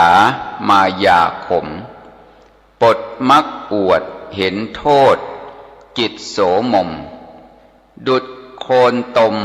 ลมคราบสาบทาสวงในโลกนี้มีหมองมิผ่องใสในโลกอื่นต่อไปทุกข์ใหญ่หลวงควรขัดฝนมนทินสิ้นทั้งปวงให้โชติช่วงสวงในหัวใจตนเราต้องพยายามชำระล้างมนทินโทษมนทินโทษคือกิเลสอยู่ในจิตใจของเราความโลภความอิจฉาริษยาความตระหนี่ถี่เหนียวน่ะมันเป็นตระกูลของโลภะความโกรธความริษยาความผูกอาฆาตมาตร้ายเนี่ยเป็นตระกูลของความโกรธส่วนความหลงจมอยู่ในกายในจิตหลงผิดว่าบ้านของเรานาของเราแฟนของเราลูกของเรานั่นคือความหลงผิดเนี่ยเป็นจมอยู่ในเรื่องของโมหะแล้วมันก็เป็นมลทินโทษทำให้ใจของเรานะมันก็ไม่ผ่องใสใจของเรามันก็เศร้าหมองเพราะมลทินโทษของบาปถ้าเราสะสมบาปไว้มากๆมันเป็นยังไงทุกโขปาปัสสะ อุจจโยเนี่ยการสั่งสมบาปนำทุกข์มาให้นึกทุกวันคิดทุกวันไอ้เราที่นึกทุกวันคิดทุกวันถึงกรรมชั่วที่ตัวได้กระทำไปนั้นมันเป็นการสะสมบาปขึ้นชื่อว่าบาปขึ้นชื่อว่าความชั่วเป็นสิ่งที่ไม่ควรระลึกนึกถึงเป็นสิ่งที่ไม่ควรกระทำแต่ถ้าเราสะสมบ่อยๆแม้มันจะไม่ใหญ่ไม่โตไม่มากแต่ถ้าเราระลึกนึกถึงบ่อยๆคิดบ่อยๆถึงเรื่องบาปเรื่องกรรมนั้นมันก็ทำให้บาปนั้นเจริญแก่จิตใจของเรามากขึ้นทุกข์ย่อมจะติดตามมานี่การสั่งสมจมจำกระทำบาปกรรมชั่วหยาบฉาบจิตเหตุผิดผลนำทุกข์มาให้แน่แก่บุคคลผู้ฝึกฝนตนชั่วทั่วทุกการเมื่ออยู่ในโลกนี้ก็มีทุกข์ไม่มีสุขส่วนเปรมเกษมสารไปโลกหน้าพาร้อนนอนรำคาญจะสำราญการไรไม่เห็นทางคนทำบาปนะคนทำบาปมันก็ผลักไสไปอบายภูมิละไปสู่นรกบ้างไปสู่เปรตบ้างไปสู่อสุรกายบ้างไปสู่สัตว์ติรฉานบ้างนี่เป็นเรื่องที่น่าคิดนะญาติโยมคนที่ฆ่าตัวตายถามว่าไปเกิดในภพภูมิไหนถ้าจะพูดถึงตามหลักการว่าคนที่ฆ่าตัวตายก่อนที่จิตจะดับใจเป็นทุกข์มันต้องไปอบายแต่บางคนตายแล้วกลับมาเข้าสิงลูกหลานญาติมิตรอาตมาเห็นอย่างนี้อาตมาก็จนด้วยกล้าวเหมือนกันจะตอบปัญหาสาธุชนอย่างไรเห็นกับตานะคนที่ฆ่าตัวเองตายเสร็จแล้วก็มาเข้าสิงลูกหลานเข้าบ้านนี้กลับไปเข้าบ้านโน้นนิมนต์ให้ไปฉันเช้าที่บ้านงานเสร็จเรียบร้อยพอฉันเสร็จเรียบร้อยคนที่ตายนั่นแหละคนที่ฆ่าตัวตายดันไปเข้าอีกผู้หญิงอีกคนหนึ่งบ้านหนึ่งและอาตมาก็มานึกขึ้นในใจคนที่ฆ่าตัวตายเนี่ยถ้าเกิดว่าไปเกิดในอบายภูมิไปเกิดเป็นสัตว์นรกเนี่ยมาเข้าสิงไม่ได้ไปเกิดเป็นเปรตก็มาเข้าสิงมนุษย์ไม่ได้ถ้าเป็นอสุรกายก็มาสิงมนุษย์ไม่ได้เป็นสัตว์ติรฉานก็มาสิงสถิตมนุษย์ไม่ได้แสดงว่าคนที่ฆ่าตัวเองตายไม่ไปอบายภูมิก็มีถ้าเราจะพูดถึงตามที่เราคิดเรานึกนะอันนี้พูดให้ญาติโยมได้ฟังกันไปถามครูบาอาจารย์ท่านบอกว่ามันก็สามารถเป็นไปได้ในสมัยพุทธกาลก็มีการฆ่าตัวตายอย่างในเรื่องปฐมปาราชิกภิกษุฆ่าตัวมนุษย์ฆ่ามนุษย์แต่ต้องเป็นอาบัติปาราชิกพระพุทธเจ้าได้เทศนาสั่งสอนเรื่องอสุภกรรมฐานเรื่องร่างกายเรื่องรูปไม่เที่ยงเรื่องนามไม่เที่ยงเรื่องกายเป็นทุกข์เรื่องกายนี่เป็นของปรุพรุนเน่าเหม็นปฏิกูลเป็นของไม่สะอาดภิกษุทั้งหลายก็ไปเจริญอสุภกรรมฐานเมื่อเจริญอสุภกรรมฐานก็เบื่อหน่ายในร่างกายของตนเองจ้างเพชฌฆาตคือคนรับจ้างฆ่าคนเอาบาทบ้างจีวรบ้างเป็นค่าจ้างให้ฆ่าตัวตายเสียให้ฆ่าตัวตายภิกษุทั้งหลายให้คนฆ่าภิกษุตายเป็นจำนวนมากจนภิกษุลดน้อยถอยลงพระพุทธเจ้าเสด็จมาทีหลังถามว่าภิกษุไปไหนกัน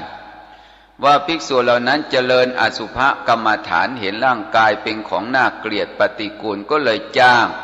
กันฆ่ากันและกันด้วยอัฐบริขารพระพุทธเจ้าก็ไม่ได้พยากรณ์ว่าตายแล้วจะไปเกิดที่ไหนแต่พระองค์ทรงประณามการกระทำของภิกษุเหล่านั้นว่าเป็นการกระทำของโมฆะบุรุษคำว่าโมฆะบุรุษแปลว่า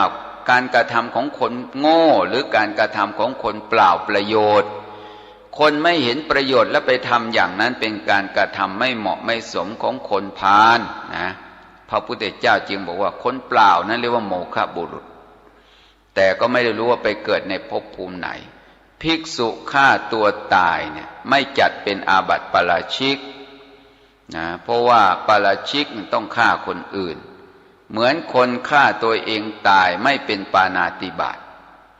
ที่ท่านเรียกว่าอัตตวินิบาตคือทำให้ชีวิตตกไปเท่านั้นคนที่จะฆ่าสัตว์ให้เป็นปาณาติบาตต้องหมายเอาปรสัตโตคือสัตว์อื่นนี่เป็นเรื่องที่ได้ปัญหาก็เลยนำมาเล่าให้ญาติโยมได้ฟังมันเป็นไปได้สมมุติว่าคนที่ฆ่าตัวตายนั้นใจไม่เศร้าหมองมันก็ไปเกิดเป็นพวกเทวดาพวกชั้นจาตูมเป็นลุกขะเทวดาบ้างภูมัฏฐเทวดาบ้างแล้วในที่สุดเป็นยังไงผลที่ได้ก็สามารถที่จะมาเข้าสิงสถิตร่างของมนุษย์ได้คือเข้าทรงนะเป็นพวกลุกขัตถเทวดาอยู่ตามต้นไม้หรือภูมัฏฐเทวดาที่อาศัยตามพื้นแผ่นดินเทวดาเหล่านี้สามารถที่จะมาเข้าสิงสถิตจิตใจของมนุษย์ได้ในเรื่องของเหตุการณ์ปัจจุบันก็เลยนำมาเล่าให้สาธุชนได้สดับรับฟังกันเรื่องของกรรมชั่วเรื่องของกรรมเวรเนี่ยมันตามส่งผลนะตามส่งผลแต่ละคนที่สร้างกรรมสร้างเวรมาไม่เหมือนกันบางคนก็ผูกกรรมผูกเวรกันว่าเมื่อคนนี้เป็นอย่างนี้เราก็ผูกเวรกันอย่างที่เขาพูดเปิดให้ปากเปล่าๆถ้าขึ้นคนนี้มาบริหารประเทศชาติเขาจะเป็นคนจองร้างจองผลาญเหมือนกับเป็นพญามารที่จะมาพยากรณ์รังควรของคนเหล่านั้นนี่มันก็เป็นได้การผูกเวรท่านบอกว่าไม่ใช่วิสัยของบัณฑิต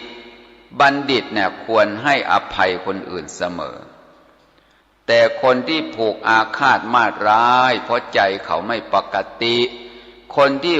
ใจไม่ปกติใจไม่มีเหตุผลเขาเรียกว่าคนไม่มีปัญญาขอเรียกว่าคนพาลก็ได้คนโง่ก็ได้คนไม่มีสติปัญญาเขาเรียกว่าคนพาลทั้งนั้นคบคนพาลไปหาผิดคบบัณฑิตจะพาไปหาผลบัณฑิตท่านเห็นโทษบอกว่าหยุดซะละซะวางซะอย่างนี้มันก็จะได้ประโยชน์นะการไม่โกรธกันพระพุทธเจ้าตรัสว่าเวรย่อมระงับด้วยการไม่จองเวรไม่ว่าการไหนที่ว่าเวรย่อมระงับด้วยเวรแต่พระพุทธองค์ตรัสว่าเวรย่อมระงับด้วยการไม่จองเวรให้อภัยให้เจริญเมตตาอย่าผูกเวรกันเหมือนกับพระเทวทัตกับพระพุทธเจ้าคนหนึ่งผูกอีกคนหนึ่งไม่ผูกพระพุทธเจ้าให้อภัยแต่พระเทวทัตเป็นคนไม่ซื่อสัตย์ผูกเวรกับพระพุทธเจ้าในสมัยเริ่มสร้างบารมีนะญาติโยมเคยได้ฟังกันไหมในปฐมเหตุว่าทำไมพระเทวทัตจึงผูกอาฆาตมาตร้ายกับพระสัมมาสัมพุทธเจ้ามันมีเรื่องอดีตเหตุว่าระหว่างพระเทวทัตก็เป็นพ่อค้า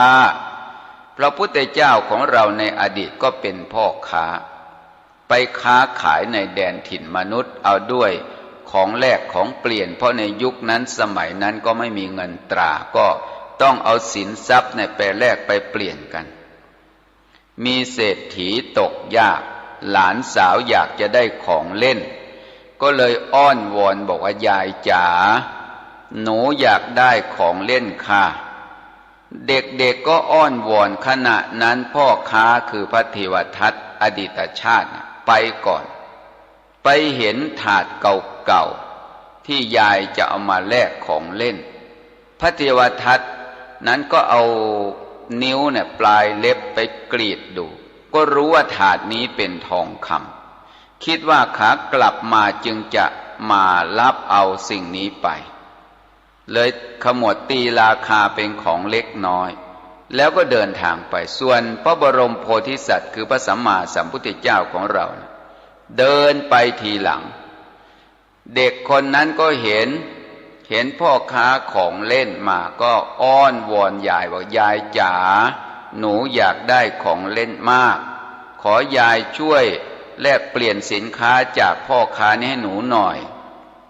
หัวใจของยายแทบจะล้มสลายเห็นหลานอยากได้ของเล่นก็เลยพูดด้วยมัทุรวาจาว่าพ่อค้าจ๋าช่วยดูถาดชนิดนี้อันจะเหมาะสมกับราคาด้วยของเล่นแต่พระบรมโพธิสัตว์นั้นได้จับถาดเก่าใบหนึ่งซึ่งเป็นของบ้านเศรษฐีตกยากเอามือไปกรีดดูเท่านั้นรู้ว่าภาชนะอันนี้ทำด้วยทองคำพูดด้วยคำสัตย์คำจริงบอกว่ายายของที่กับผมเอามาแลกเปลี่ยนนี้มีราคาน้อยกว่าวัตถุภาชนะใบนี้ถ้าอย่างนั้นกับผมจะเอาของเล่นทั้งหมดจะให้ยายทั้งหมดพระโพธิสัตว์รับถาดทองคำไปแล้วก็ให้ของเล่นพระโพธิสัตว์เมื่อขายของเสร็จให้หมดมันก็หมดภาระที่จะต้องเที่ยวชมเที่ยวดูเที่ยวขายในที่สุดพระโพธิสัตว์ก็ลงเรือกลับแต่พระเทวทัตเพราะว่าเป็นคนไม่ซื่อสัตย์ไม่ตั้งอยู่ในคำสัตย์คำจริงวิพากษ์วิจารณ์ขายน้อยแต่อยากได้มากซื้อน้อยแต่อยากได้มากกดราคาของมันจึงเหลือมากคิดว่ายายแก่คนนั้นขากลับเราจึงจะไปรับภาชนะทองคำนั้นแต่กว่าจะกลับวกกลับมาก็เป็นเวลาเย็นก็เลยพ่อค้าโพธิสัตว์ก็กลับไปก่อนเอาไปแล้วพอมาถึงบอกยายถาดใบนั้นเอามาดูสิจะพิจารณาของอันเหมาะสมให้คุณยายเศรษฐีตกยากก็บอกพ่อค้าเทวทัตบอกว่าของนั้นให้พ่อค้าคนหลังไปแล้วเท่านั้นแหละความโลภโมโทสันความโกรธไปว่าเสียหายแก่เจ้าของว่าคนนี้ไม่ตั้งอยู่ในศีลในธรรมมันก็ได้รับเชื้อความโกรธพ่อค้าเทวทัตก็วิ่งกระหืดกระหอบจะตามไปที่เรือพระโพธิสัตว์ออกไปก่อนกลางทะเลแล้วบอกกลับมาก่อนเอาถาดใบนั้นคืนมาของเราตกลงไว้แล้วพระโพธิสัตว์ก็ไปแล้วไม่กลับมาเพราะว่ารู้ว่าพ่อค้าคนนี้เป็นคนผ่านพ่อค้าพระเทวทัตก็เอาขันทองเหลืองเนี่ยตักทรายเลยในทรายที่ฝั่งทะเลมาขอจองล้างจองผลาญชาติใดพบใดขอจองล้างจองผลาญกับพ่อค้าคนนี้ดูสิโยมเอาเม็ดทรายใส่ขันโอ้โหเจอกันชาติใดพบใดพระเทวทัตต้องไปตกนรกแทบจะทุกภพทุกชาตินี่กรรม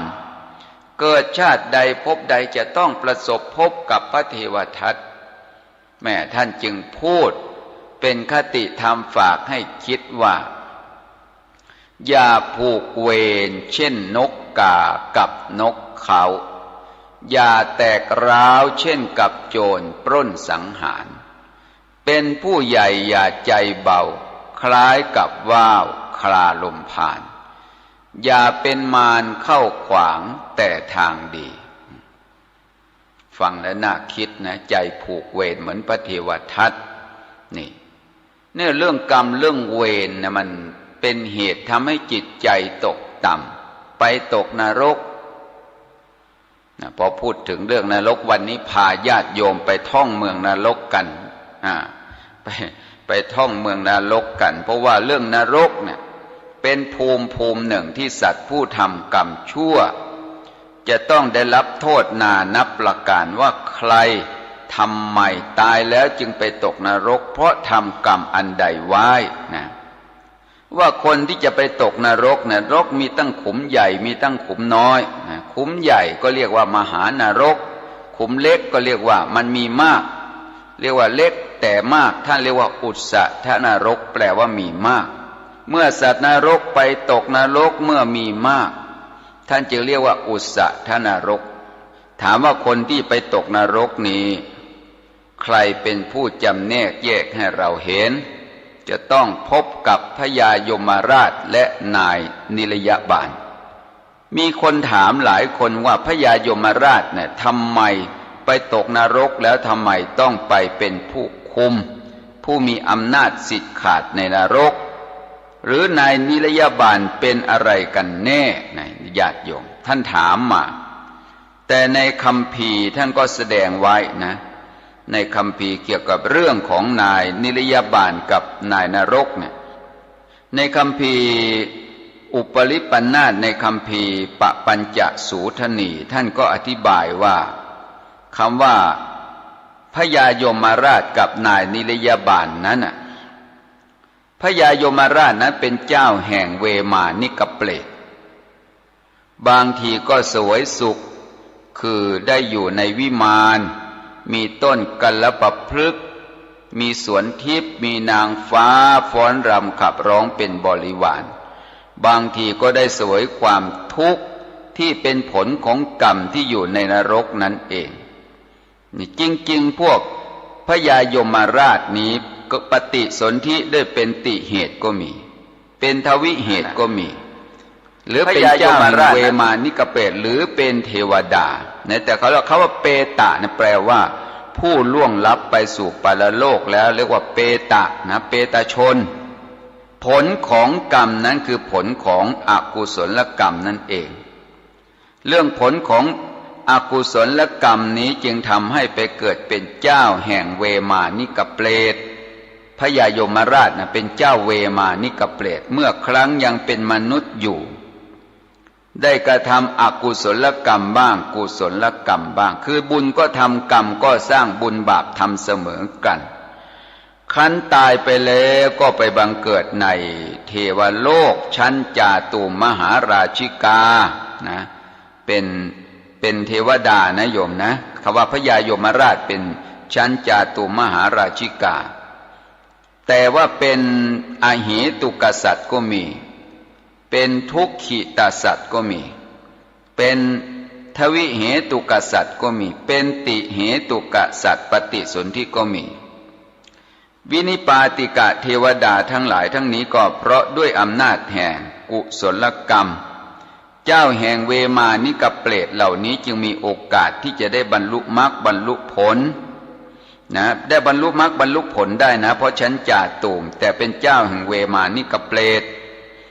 เสวยผลในชั้นจาตุมแต่ไปทำงานควบคุมในสัตว์นรกเขาเรียกว่าเจ้าแห่งเวมานิกเปรตขั้นจึงเรียกว่าพญายมราชเป็นพญายมส่วนในประวัติการนั้นบางคราวพวกพญายมราชก็ได้เสวยผลของกุศลกรรมบางคราวก็ได้เสวยผลของอกุศลกรรมตามกรรมที่ตนได้กระทำไว้เจ้าแห่งเวมานิกเปรตองค์ใดได้บรรลุมรรคบรรลุผลเจ้าแห่งเวมานิกเปรตองค์นั้นก็พ้นจากความเป็นพญายมราชได้เสวยความสุขคือกุศลนับตั้งแต่ได้บรรลุอริยมรรคอริยผลเป็นต้นมาอันนี้ตามคัมภีร์อุปริปันธาสมหาดีกานะท่านแสดงไว้นายนิรยบาลนายนิรยบาลก็เหมือนกันเป็นผลนะคือพวกควบคุมปาละตัวนั้นแปลว่ารักษาควบคุมสัตว์นรกอยู่จึงเป็นสิ่งที่พวกเราท่านทั้งหลายได้ศึกษาได้เข้าใจนะคือคนที่บุญก็ทำกรรมก็สร้างทำให้ไปตกนรกบางคนก็ถามว่าที่ไปตกนรกเพราะอะไรนะส่วนมาดูหลักฐานที่อาตมาไปค้นมานะในคัมภีร์อุปริปันธาสดีกาเนี่ยทั้งอังคุตรนิกายดีกานายนิรยบาลท่านบอกว่าไม่ใช่สัตว์นรกเพราะการเกิดของนายนิรยบาลนั้นไม่ได้เกิดจากอกุศลกรรมหากแต่เกิดจากมหากุศลกรรมชั้นต่ำเป็นเทวดาชั้นจาตุมหาราชิกามีชาติเป็นลากสดลากสดก็คือพวกยักษ์นั่นเองโยมนะจับพวกสัตว์นรกกินอันนี้ตามมาในกถาวัตถุอนุดีกาและอุปริปันธาสดีกาในท่านแสดงบาลีว่าอเนลยิกานิรยปาลาอนิรยคติสังวัตตนิยกรรมนิพัตติโต นิรโยปฏิสังวัตตนิยกัมมโตหิอัญเยเนวะกัมมุนาเตนิพัตตันติลักขะสหชาติกัตตานี่ว่าบาลีซะยาวเลยนั่นเป็นเรื่องที่ท่านเอาหลักฐานมากล่าวมาอ้างว่านายนิรยาบาลไม่ใช่สัตว์นรกแต่ว่าไปทำงานในเมืองนรกเหมือนคนไทยไปทำงานในซาอุเป็นต้นไม่ใช่คนชาอุแต่เป็นคนประเทศไทยแต่ไปทำงานซาอุอย่างนี้ถ้าเกิดว่ามีคนถามว่านายนิรยาบาลทั้งหลายไม่ใช่สัตว์นรกแล้วแต่เกิดในนิรยภูมินั้นเพราะเหตุใดท่านตอบว่านายนิรยาบาลเหล่านี้ที่ต้องไปเกิดอยู่ในนิรยภูมินั้นก็เพราะในระหว่างที่ยังเป็นมนุษย์โลกมีชีวิตอยู่มีแต่ความยินดีพอใจในการที่จะไปเบียดเบียนกันฆ่ากันเหมือนเขาที่ก่อม็อบก่อขบวนไปเฮกันด่ากันคนนั้นด่าคนนี้ไปด่าคนอื่นซึ่งเขาไม่มีใครมาด่าตอบเนี่ยและเราก็ไปชอบฟังเขาด่ากันเขาไปอิจฉากันนินทากันแม้ว่าจะมีการบำเพ็ญบุญกุศลอย่างใดอย่างหนึ่งก็ตามสำหรับจิตใจนั้นก็ยังมีความยินดีพอใจอยู่ในหน้าที่ในการเบียดเบียนทรมานลงโทษสัตว์อื่นคือที่ถูกทรมานและรู้สึกว่ามีความสุขคนที่เห็นอาชีพคนเบียดเบียนสัตว์ฆ่าสัตว์และไปพอใจอย่างนี้อยู่ไม่เบื่อไม่หน่ายในการกระทำไปเห็นการกระทำของเขาแล้วก็พอใจฉะนั้นกุศลกรรมชั้นต่ำที่เจือด้วยนิกันติตัณหาในตำแหน่งหน้าที่ดังกล่าวมานี้จึงทำให้ไปเกิดในนิรยภูมิเป็นนายนิรยบาลต้องเข้าใจนะนายนิรยบาลนะเป็นเทวดานะไม่ใช่สัตว์นรกเป็นเทวดาชั้นจาตุมแต่ที่มีร่างกายใหญ่โตเหมาะสมที่จะลงโทษเบียดเบียนสัตว์นรกฉะนั้นนายนิรยบาลเหล่านี้จึงมีร่างกายใหญ่โตกำยำมีกำลังมากกว่าสัตว์นรกทั้งหลายและก็มีกิริยาอาการดุร้ายมากสามารถทำให้สัตว์นรกเห็นแล้วสะดุ้งตกใจกลัวพวกกาพวกสุนัขเป็นต้นที่อยู่ในนิรยภูมินี้ก็มีรูปร่างสันฐานใหญ่โตน่ากลัวทำนองเดียวกันนี่ท่านกล่าวอันนี้ว่าตามที่ท่านกล่าวไว้ในคาถาวัตถุอนุดีกาและอุปริปันธดีกานะสำหรับพวกอีแรงอีกาพวกเหยี่ยวพวกสุนัขอยู่ในนรกนั้นก็ได้แก่นกแร้งยักษ์กายักษ์เหยี่ยวยักษ์สุนัขยักษ์ส่วนร่างกายและกิริยาที่โหดร้ายน่ากลัวเนี่ยไม่สามารถปรากฏขึ้นนะได้แก่พวกนกแร้งกาแร้งพวกนี้เนี่ยคือมันเป็นไปตามอำนาจของกรรมนะเป็นกรรมที่ไปเกิดอยู่ในนรกนั้นๆโอ้เรื่องเหล่านี้มันเป็นเรื่องน่าคิดสรุปแล้วนายนิรยบาลก็ดีหรือพระยายมราชก็ดีเป็นพวกเทวดานะโยมนะถ้าพูดถึงตามคัมภีร์คาถาวัตถุอนุดีกาและอุปริปันธดีกาเนี่ยคนที่ทำกรรมชั่วย่อมจะไปตกนรกเมื่อไปตกนรกถ้าผู้ที่มีกรรมพอประมาณจะต้องไปพบกับพระยายมราชนี่เองพระยายมราชเนี่ยถ้าจะพูดเนี่ยไม่ใช่สัตว์นรกท่านก็มีเมตตานะเนี่ยถ้าพูดถึงตามคัมภีร์อุปริปันธพระบาลีและอัตถกถาเนี่ยบอกว่าคนที่จะไปพบพระยายมราชได้แก่คนประเภทไหนท่านก็แสดงอัธยาศัยจิตใจของคนในโลกนี้ว่า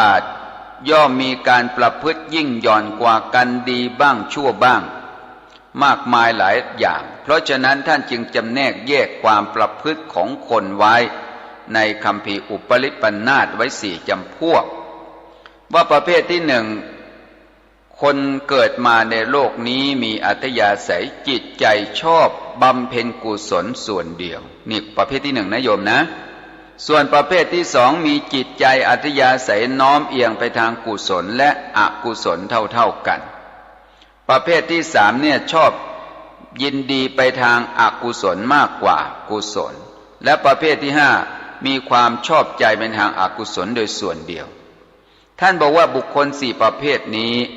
บุคคลที่อยู่ในประเภทที่หนึ่งในขณะที่ใกล้จะตายย่อมระลึกนึกถึงกุศลได้มากเพราะฉะนั้นบุคคลจำพวกนี้เมื่อตายในมนุษย์แล้ว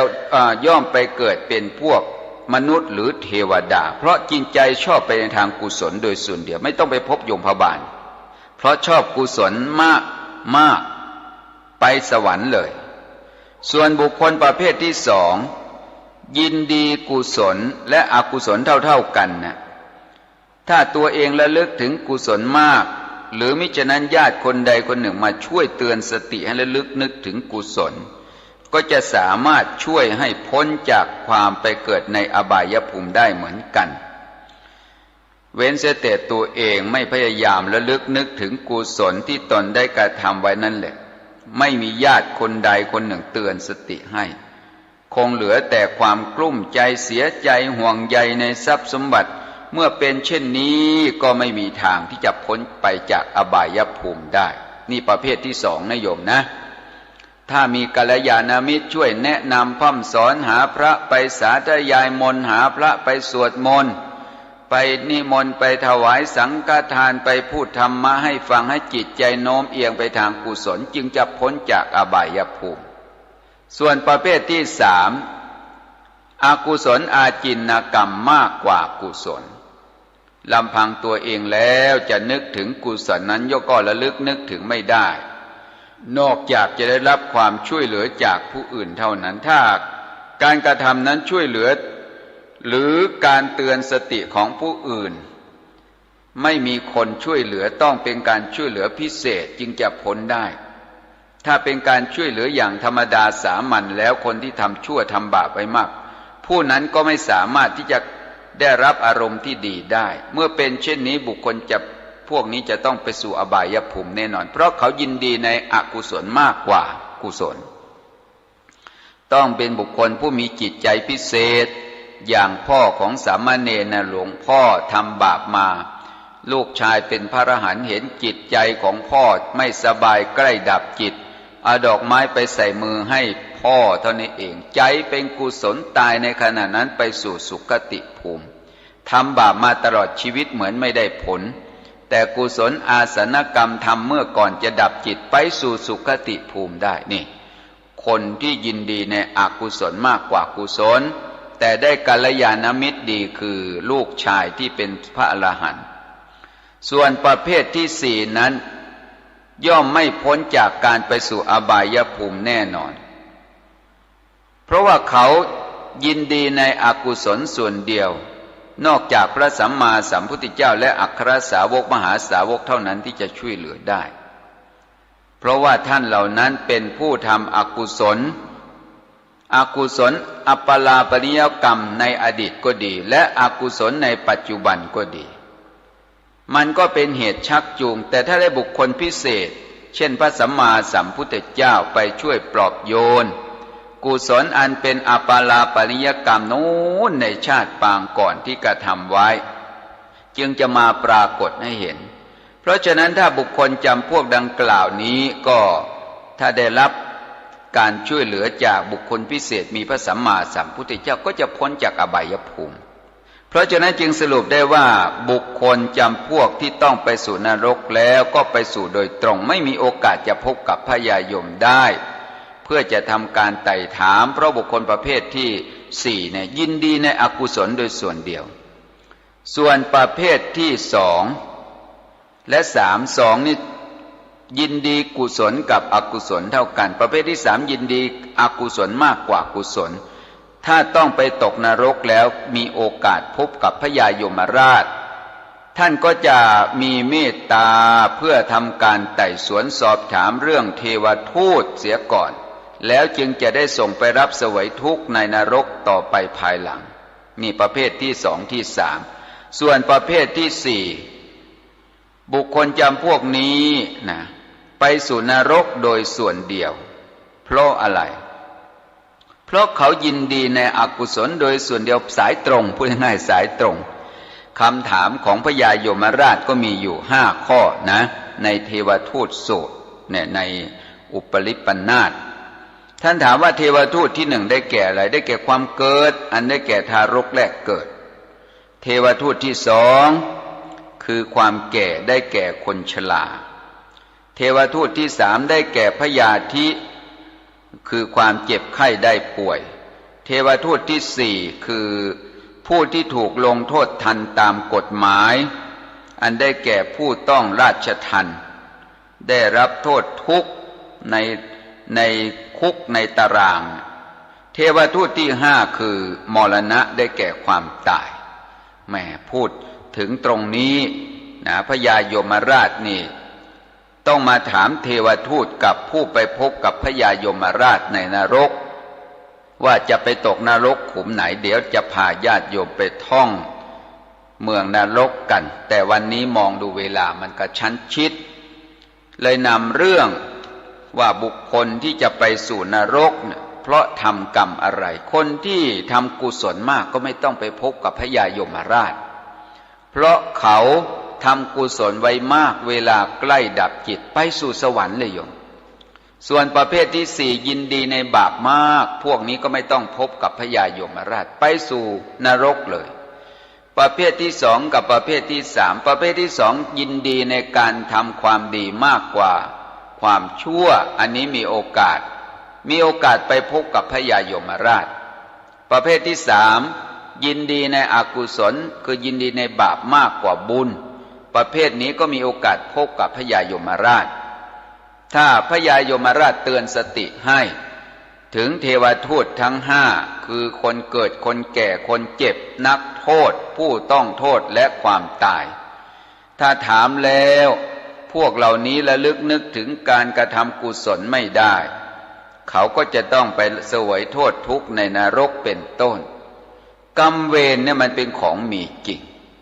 คนทำกรรมชั่วแล้วทำให้จิตใจเศร้าหมองจิตใจเป็นทุกข์แต่คนที่ทำความดีมันเป็นเหตุทำให้จิตใจของบุคคลผู้กระทำนั้นเข้าถึงความสุขปราศจากการอยู่ร้อนนอนทุกข์นี้เป็นผลเป็นโทษที่เกิดขึ้นจากการกระทำบาปอกุศลของตนไม่ใช่ใครทำให้นะบาปที่ตนทำไว้มันจะส่งผลดลสนองทำให้บุคคลนั้นได้รับโทษทุกข์นานับประการน่ากลัวนะพอพูดถึงนรกแต่ละขุมที่สัตว์นรกไปเสวยต้องทนโทษทุกข์นานับประการแสนเจ็บปวดสาหัสแต่ว่าภพภูมินะมันปิดกั้นภพภูมิที่เราเวียนว่ายตายเกิดเนี่ยมันปิดกั้นทำให้เรามองไม่เห็นระหว่างภพเก่ากับภพใหม่ที่เราได้เสวยทุกข์ในอดีตมาเชื่อมกับปัจจุบันเราจึงไม่เห็นภัยจึงหลงอยู่ในวัฏฏะสงสารหลงอยู่ในวัฏฏะสงสารหนีความทุกข์หนีโทษที่จะทำให้ไปเกิดในนรกไม่ได้สัตว์ทั้งหลายจึงยินดีในวัฏฏะทุกข์อยู่อย่างนี้เพราะฉะนั้นบัณฑิตท่านจึงเห็นโทษ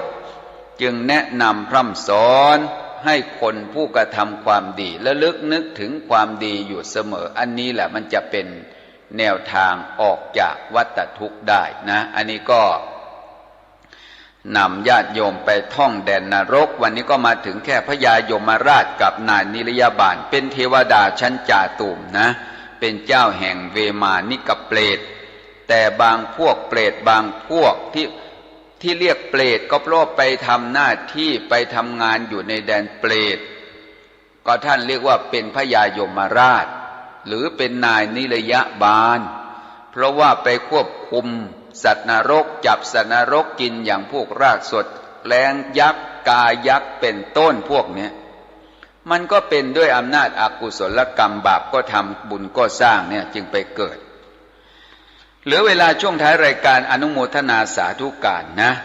วันนี้รายการธรรมะคลายทุกข์หมดเวลาแล้วญาติโยมสาธุชนทั้งหลายอาตมาภาพผู้บรรยายต้องจากลาสาธุชนไปด้วยคำว่าธรรมะคลายทุกข์ลาทุกท่านขอผู้ฟังทางบ้านสุขหันษาพูดทำคิดด้วยธรรมพระสัมมาใช้เมตตาขันติธรรมสุขจำเริญขอความผาสุขความสวัสดีความเจริญในธรรม จงบังเกิดมีแก่ท่านสาธุชนผู้สดับรับฟังและผู้สนับสนุนรายการโดยทั่วถึงกันจงทุกท่านขอเจริญพร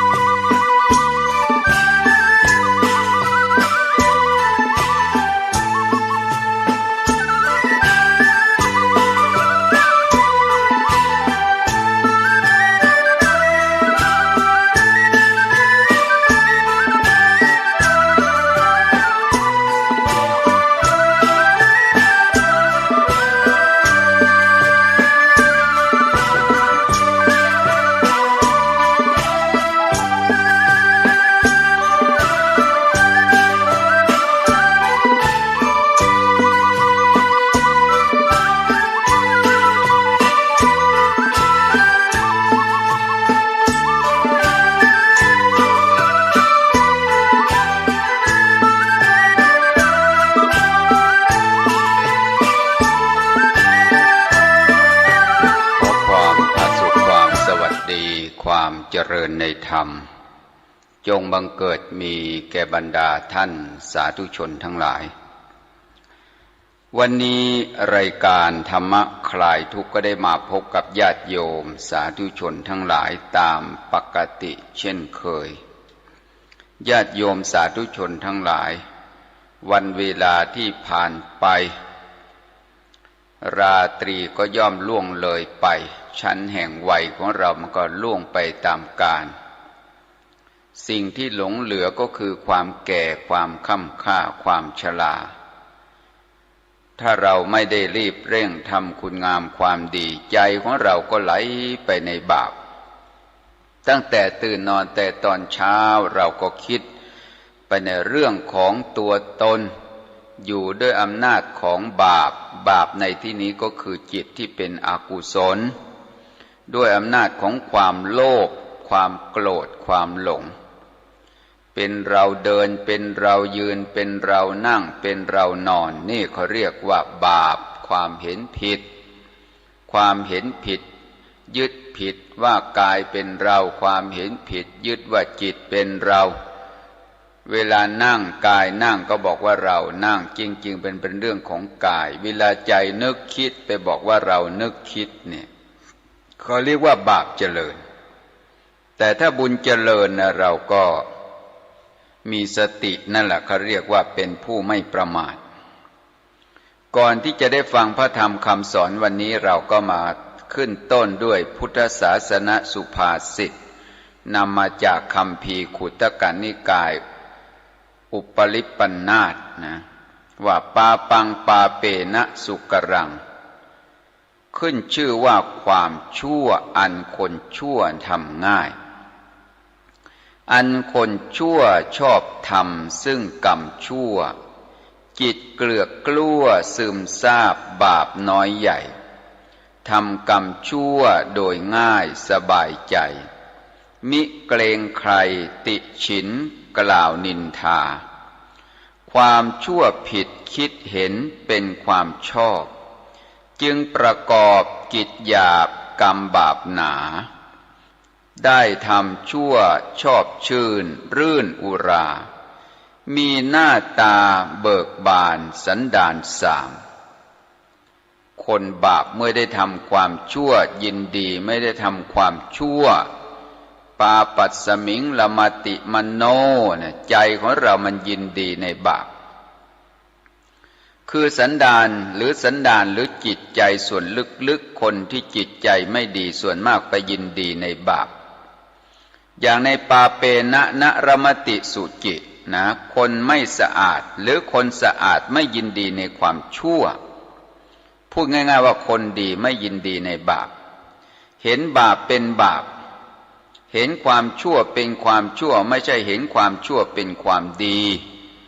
คนที่เห็นความชั่วเป็นความดีเขาเรียกว่าทำบาปขึ้นแต่คนดีทำบาปยากเพราะเห็นความชั่วเป็นความชั่วคนมีกายปากใจใสสะอาดผุดพองผาดทุกสถานทวารสาม ย่อมยินดีมีใจในกรรมงามพยายามทำบุญอบอุ่นใจไม่ยินดีมีใจในความชั่วย่อมเกรงกลัวชั่วนักไม่ฝักใฝ่มั่นในธรรมล้ำเลิศเสมอไปอยู่ที่ใดประพฤติยึดความดีนี่ถ้าเกิดว่าคนยินดีในความสะอาดหรือคนดีไม่เกลือกลั้วด้วยความชั่วความร้ายกันเรื่องของความชั่วน่ะคนชั่วเท่านั้นที่ยินดีนะคนดีหายินดีไม่คนดีทำความดีง่ายแต่ทำความชั่วยากแต่คนชั่วทำความดียากทำความชั่วง่ายเป็นเรื่องของกรรมล่ะนะเรื่องของกรรมคือการกระทำคนเราเมื่อไปหาปูหาปลาได้มากบางทีคนโบราณสอนลูกสอนนะไอ้หมอนี่หาปลาหมานแน่ดีใจเมื่อหาปลาได้มากก็การทำบาปนี่โยมคือการฆ่าสัตว์ตัดชีวิตเราหาปูได้มากหาปลาได้มากหากบได้มากคนที่ได้มากก็ดีใจเมื่อเราได้นั่นโลภะปาปัสสมิงละมติมโนใจของเราเป็นไหลไปในบาปยินดีในบาปได้ฆ่าสัตว์ได้ประพฤติผิดศีลได้ลักทรัพย์ของคนอื่นได้มามากดีใจได้ข่มเหงคะเนงร้ายป้ายสีใส่คนอื่นได้ของรักของเขามาดีใจนี่ก็เรียกว่าทำบาปขึ้นได้โกหกเขาได้ทรัพย์สมบัติเขามาว่าคดีความขึ้นลงขึ้นศาลถึงเราชนะแต่ว่าเราไปใส่ร้ายป้ายสีเขามาโดยความไม่ยุติธรรมยินดีไม่ได้ชนะเขายินดีไม่ได้ทำความชั่วนั่นมันเป็นบาปอกุศลทั้งนั้นเมื่อบาปอกุศลมันเกิดขึ้นจิตใจและตัวบาปอกุศลตัวนี้มันผลักไสไปที่ไหนไปอบายภูมิพระพุทธเจ้าของเราในสมัยที่เสวยพระชาติเป็นพระโพธิสัตว์ตอนที่เป็นพระเตมีท่านได้เป็นกษัตริย์ไปตัดสินคดีสั่งประหารโทษนักโทษไปสั่งประหารนักโทษกรรมหนักที่ไปสั่งประหารนักโทษเป็นยังไงผลที่ได้ก็คือไปประหารนักโทษกรรมชั่วที่ประหารนักโทษไปหมกไหม้ในเมืองนรกเมื่อสิ้นอายุไขตายจากสัตว์นรกแล้วมาเกิดเป็นมนุษย์ก็มาเกิดเป็นกษัตริย์เป็นลูกของกษัตริย์พระเจ้าแผ่นดินคือพระราชบิดาเนี่ยเอาพระราชกุมารไปนอนไว้ที่พระเพลาคือที่ตัดสินคดีความว่าบุคคลคนนี้ควรนำไปสู่ที่ประหารได้ฟังอีกตกใจพระโพธิสัตว์เพิ่งเกิดมาได้ไม่กี่วันได้ยินพระเจ้าแผ่นดินตัดสินคดีความบอกว่าเองต้องไปประหารชีวิตพระเตมีนะพระราชกุมารท่านก็บอกว่าเราเพิ่งพ้นจากนรกมาไม่นานเรามาเกิดใต้เสวตฉัตรเราก็จะไปขึ้นครองราชย์ในอนาคตเราต้องประพฤติตนเป็นคนใบ้นี่เลยพระองค์ไม่พูดไม่จาจึงเรียกว่าเตมีใบ้ขึ้นมาเรื่องกรรมชั่วที่เรากระทำไว้มันเป็นความจริงมันส่งผลนะญาติโยมด่ากันทะเลาะกันครูบาอาจารย์ด่าลูกศิษย์ลูกศิษย์ด่าครูบาอาจารย์พระสงฆ์องค์เนนด่าเจ้าอาวาสด่าพระลูกเนนลูกพระนี่เป็นกรรมชั่วทั้งนั้นแหละความชั่วอันนี้เมื่อมันส่งผลมันก็ส่งผลทำให้บุคคลนั้นไปอบายภูมิไปเกิดเป็นสัตว์นรกบ้างเปรตบ้างอสุรกายบ้างสัตว์ติรฉานบ้างธรรมดาสภาพจิตใจของเรามันก็ยินดีในบาปอยู่แล้วเพราะฉะนั้นเมื่อยินดีในบาปก็ต้องตามส่งผลบัณฑิตท่านจึงสั่งสอนว่าให้เรานั้นละอายชั่วกลัวบาปมีหิริมีโอตตัปปะเกิดขึ้นในจิตใจแล้วเราก็จะไม่ประสบทุกข์ในอบายภูมิวันก่อนอาตมาได้นำเรื่องท่องเมืองนรกนะวันนี้เรามาต่ออยู่ ว่าคนที่ทำกรรมชั่วไปอบายภูมิว่าใครหนอที่จะไม่ไปอบายภูมิมีนรกเป็นต้นว่าบุคคลคนนั้นจะต้องได้ทำบุญสุนทรทานมาว่าอัธยาศัยจิตใจของคนในโลกนี้ท่านจำแนกแยกไว้ถึง4ประเภทด้วยกันประเภทที่หนึ่งก็คือยินดีในบุญอย่างเดียวคนที่จิตใจยินดีในการทำบุญสุนทรทานประเภทที่หนึ่งตายแล้วไม่ต้องพบพญายมราชหรือยมพบาลเพราะตายแล้วไปเกิดสู่สุคติเลยเพราะกรรมดีมันจำแนกไปสู่สุคติภูมิส่วนประเภทที่สี่ยินดีในการทำบาปโดยส่วนเดียวประเภทนี้ก็ไปอบายภูมิต้องพบกับพญายมราชแต่ประเภทที่สอง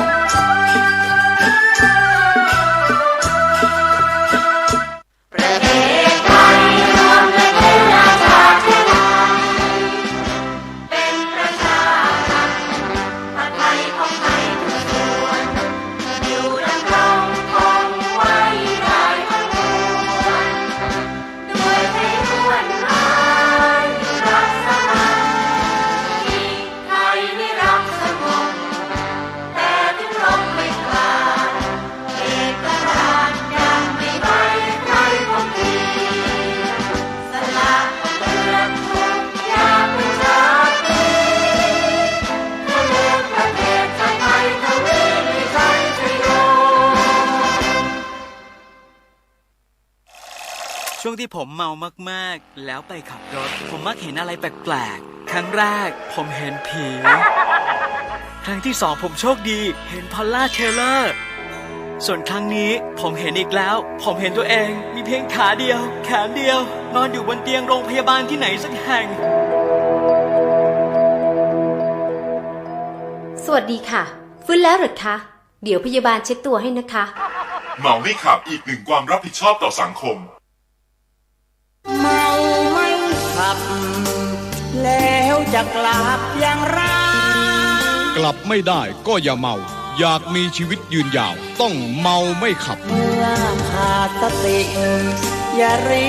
เดี๋ยวจะสะดุ้งเสียเลือดให้อยู่เมาฝ่าไปยุ่งกับแม่การดื่มสุราทำให้สมรรถนะในการขับขี่ลดลงอุบัติภัยเกิดง่ายมิใช่ของเล่น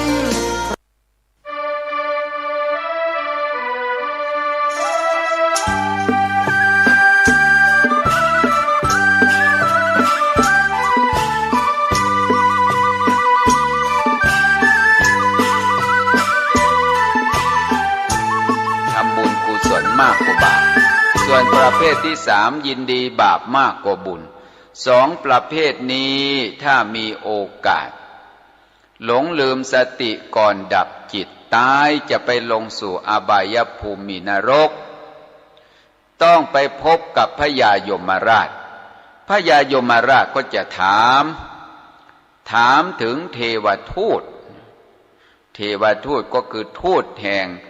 ธรรมหรือทูตของเทวดาที่มาเนรมิตให้ปรากฏดูก่อนเจ้านิรทุกข์ทั้งหลายบัดนี้เจ้ามาเกิดเป็นสัตว์นรกตอนที่ท่านยังเกิดเป็นมนุษย์เนี่ยพญายมราชก็จะเตือนสติถามว่าเจ้าเคยเห็นคนเกิดคนแก่คนเจ็บไข้คนถูกลงโทษหรือเห็นความตายบ้างไหมถ้าสัตว์นรกเหล่านั้นเห็นโทษในความเกิดความแก่ความเจ็บความ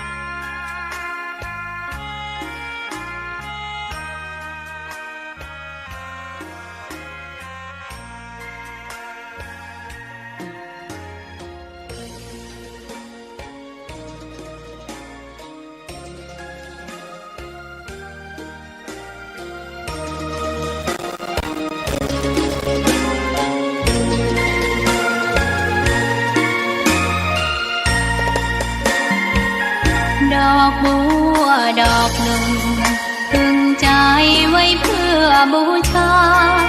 แด่องค์พระศาสดาสัมมาสัมพุทธเจ้า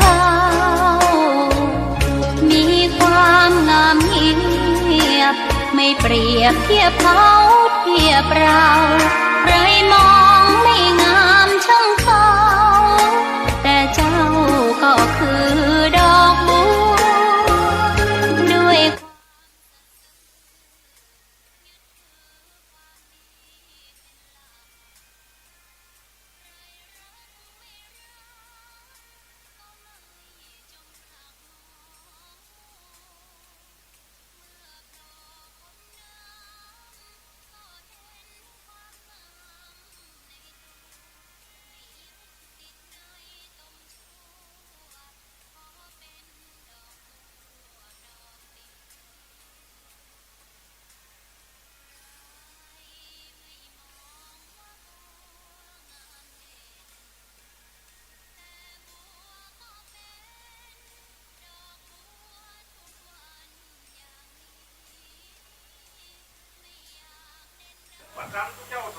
ทุกผู้ทุกท่านทุกผู้ทุกคนนะตุลุงมาละเดี๋ยวจะลองนี่ก่อนมาน้องทีนมาดูหน่อยดิทีนเร็วมาดูหน่อยไอ้นี้มันไม่ขึ้นเป็นอะไร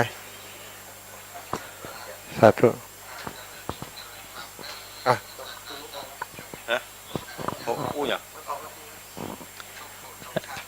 ท่านพี่น้องพุทธศาสนิกชนทั้งหลายที่ฟังอยู่8จังหวัดภาคเหนือเต้าที่แต่ละสถานีจากเกาะจะลิงสัญญาณไปหาท่านทั้งหลายบัดนี้ธรรมาสหลวงพร้อมกับโดยทีมงานอันมีท่านอาจารย์พระครูอภิวัฒนวิกรมรองเจ้าคณะอำเภอดอยหล่ออาจารย์ท่านพระครูสุเมธธรรมเสวีพร้อมกับโดยคณะสงฆ์ทีมงานคลื่นสีขาวหลวงปู่พระครูปฏิภาณธรรมทิน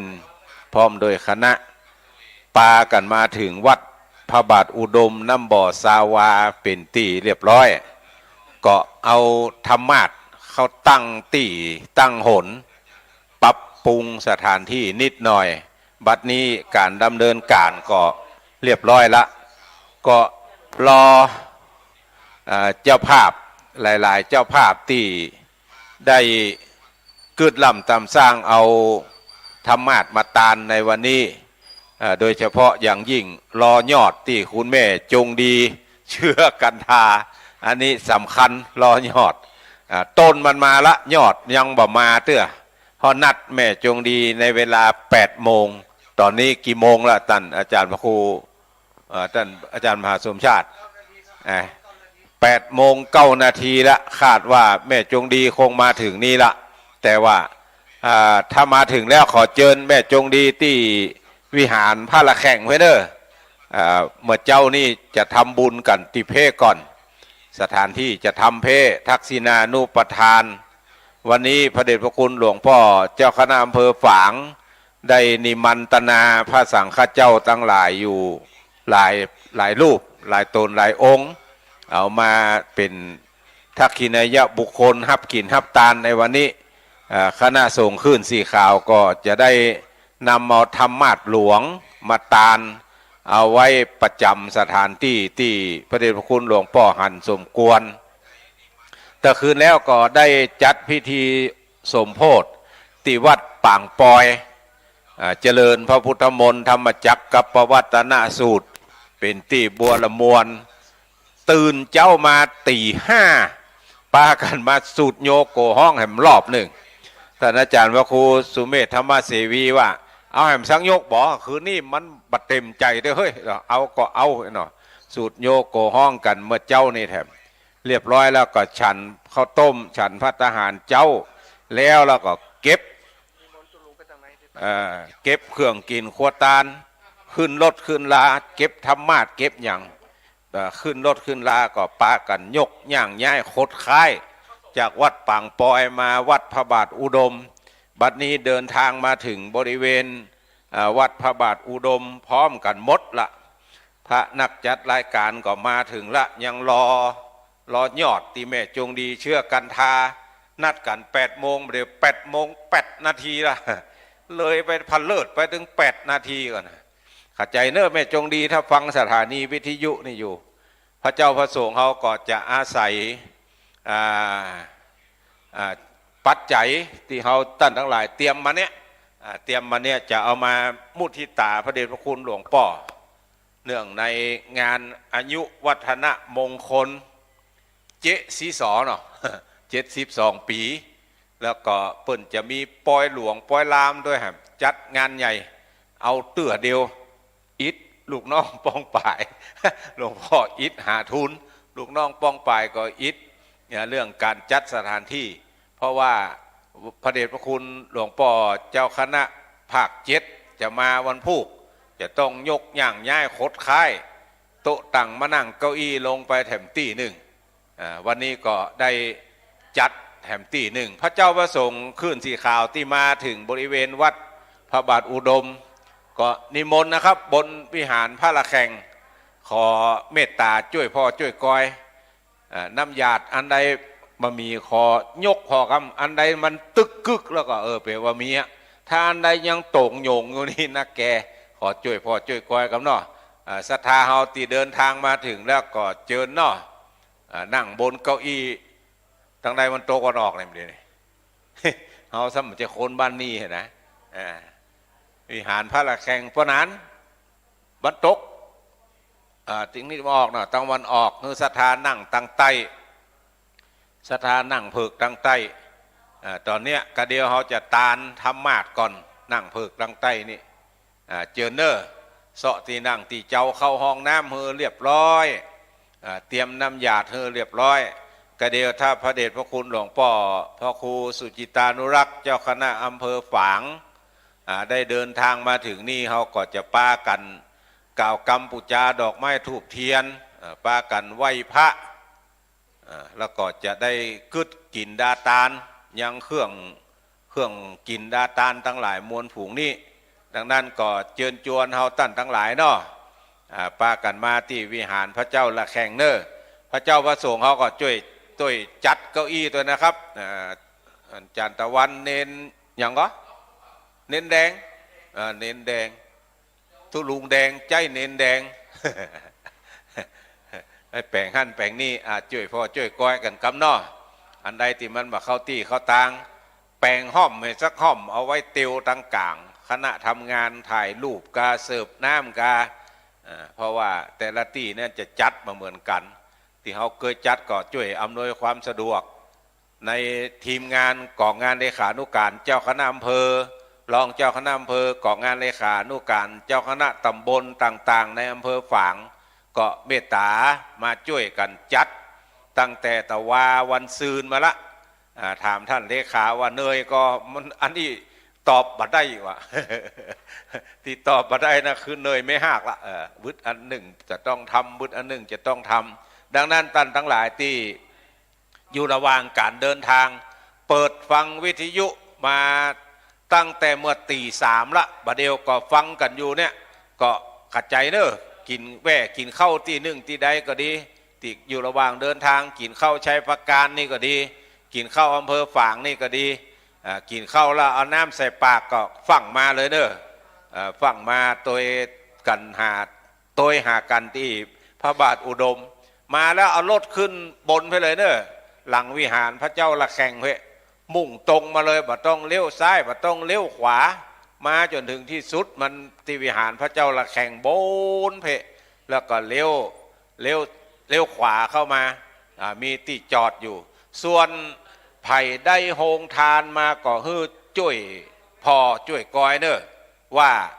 ชื่อของท่านทั้งหลายที่แจ้งล่วงหน้ามาก่อนแล้วว่าจะเอาโฮงทานแกงนั่นคั่วนี้ต้มนั่นอย่างเนี้ยมันมีตัดใดฮือไปพอเต้นท่านทั้งหลายเปิ้นเขียนไว้ตัดใดเฮาก็เอาไปไว้ตอนนั้นเข้าป่าอาหารที่บัดได้แสดงความจำนงมาก่อน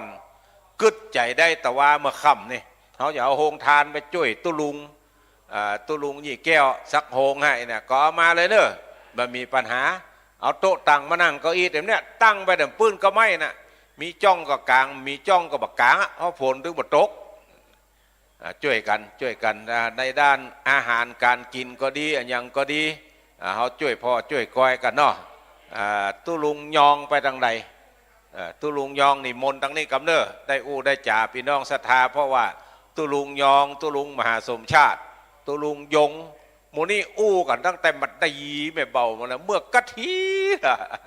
อาตมาภาพกับผมนี่ยังอยู่ตั้งป่ายอยู่มาได้ยินเปิ่นพอหอมธรรมาสเกือบจะครบล่ะเกือบปัดตันได้หอมโดยเปิ่นเกือบปัดตันได้หอมโดยเปิ่นแต่ว่าก็ไปแวะฮับหลวงปู่ตุลุงดอยที่วัดม่อนจอมพ่อก็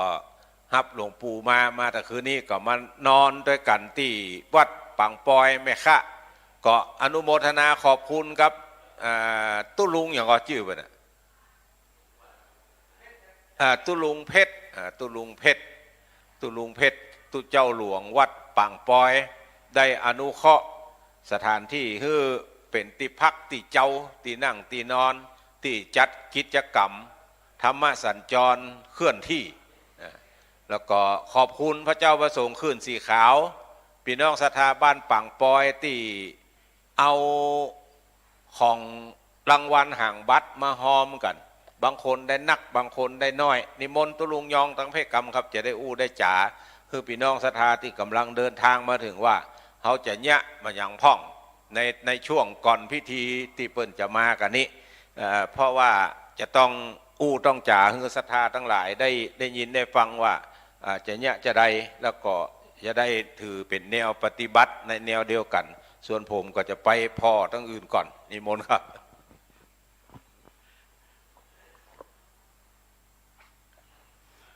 ขอความนอบน้อมแด่พระรัตนตรัยอันมีพระพุทธพระธรรมพระสงฆ์เป็นสรณะที่พึ่งน้อมถวายความเคารพ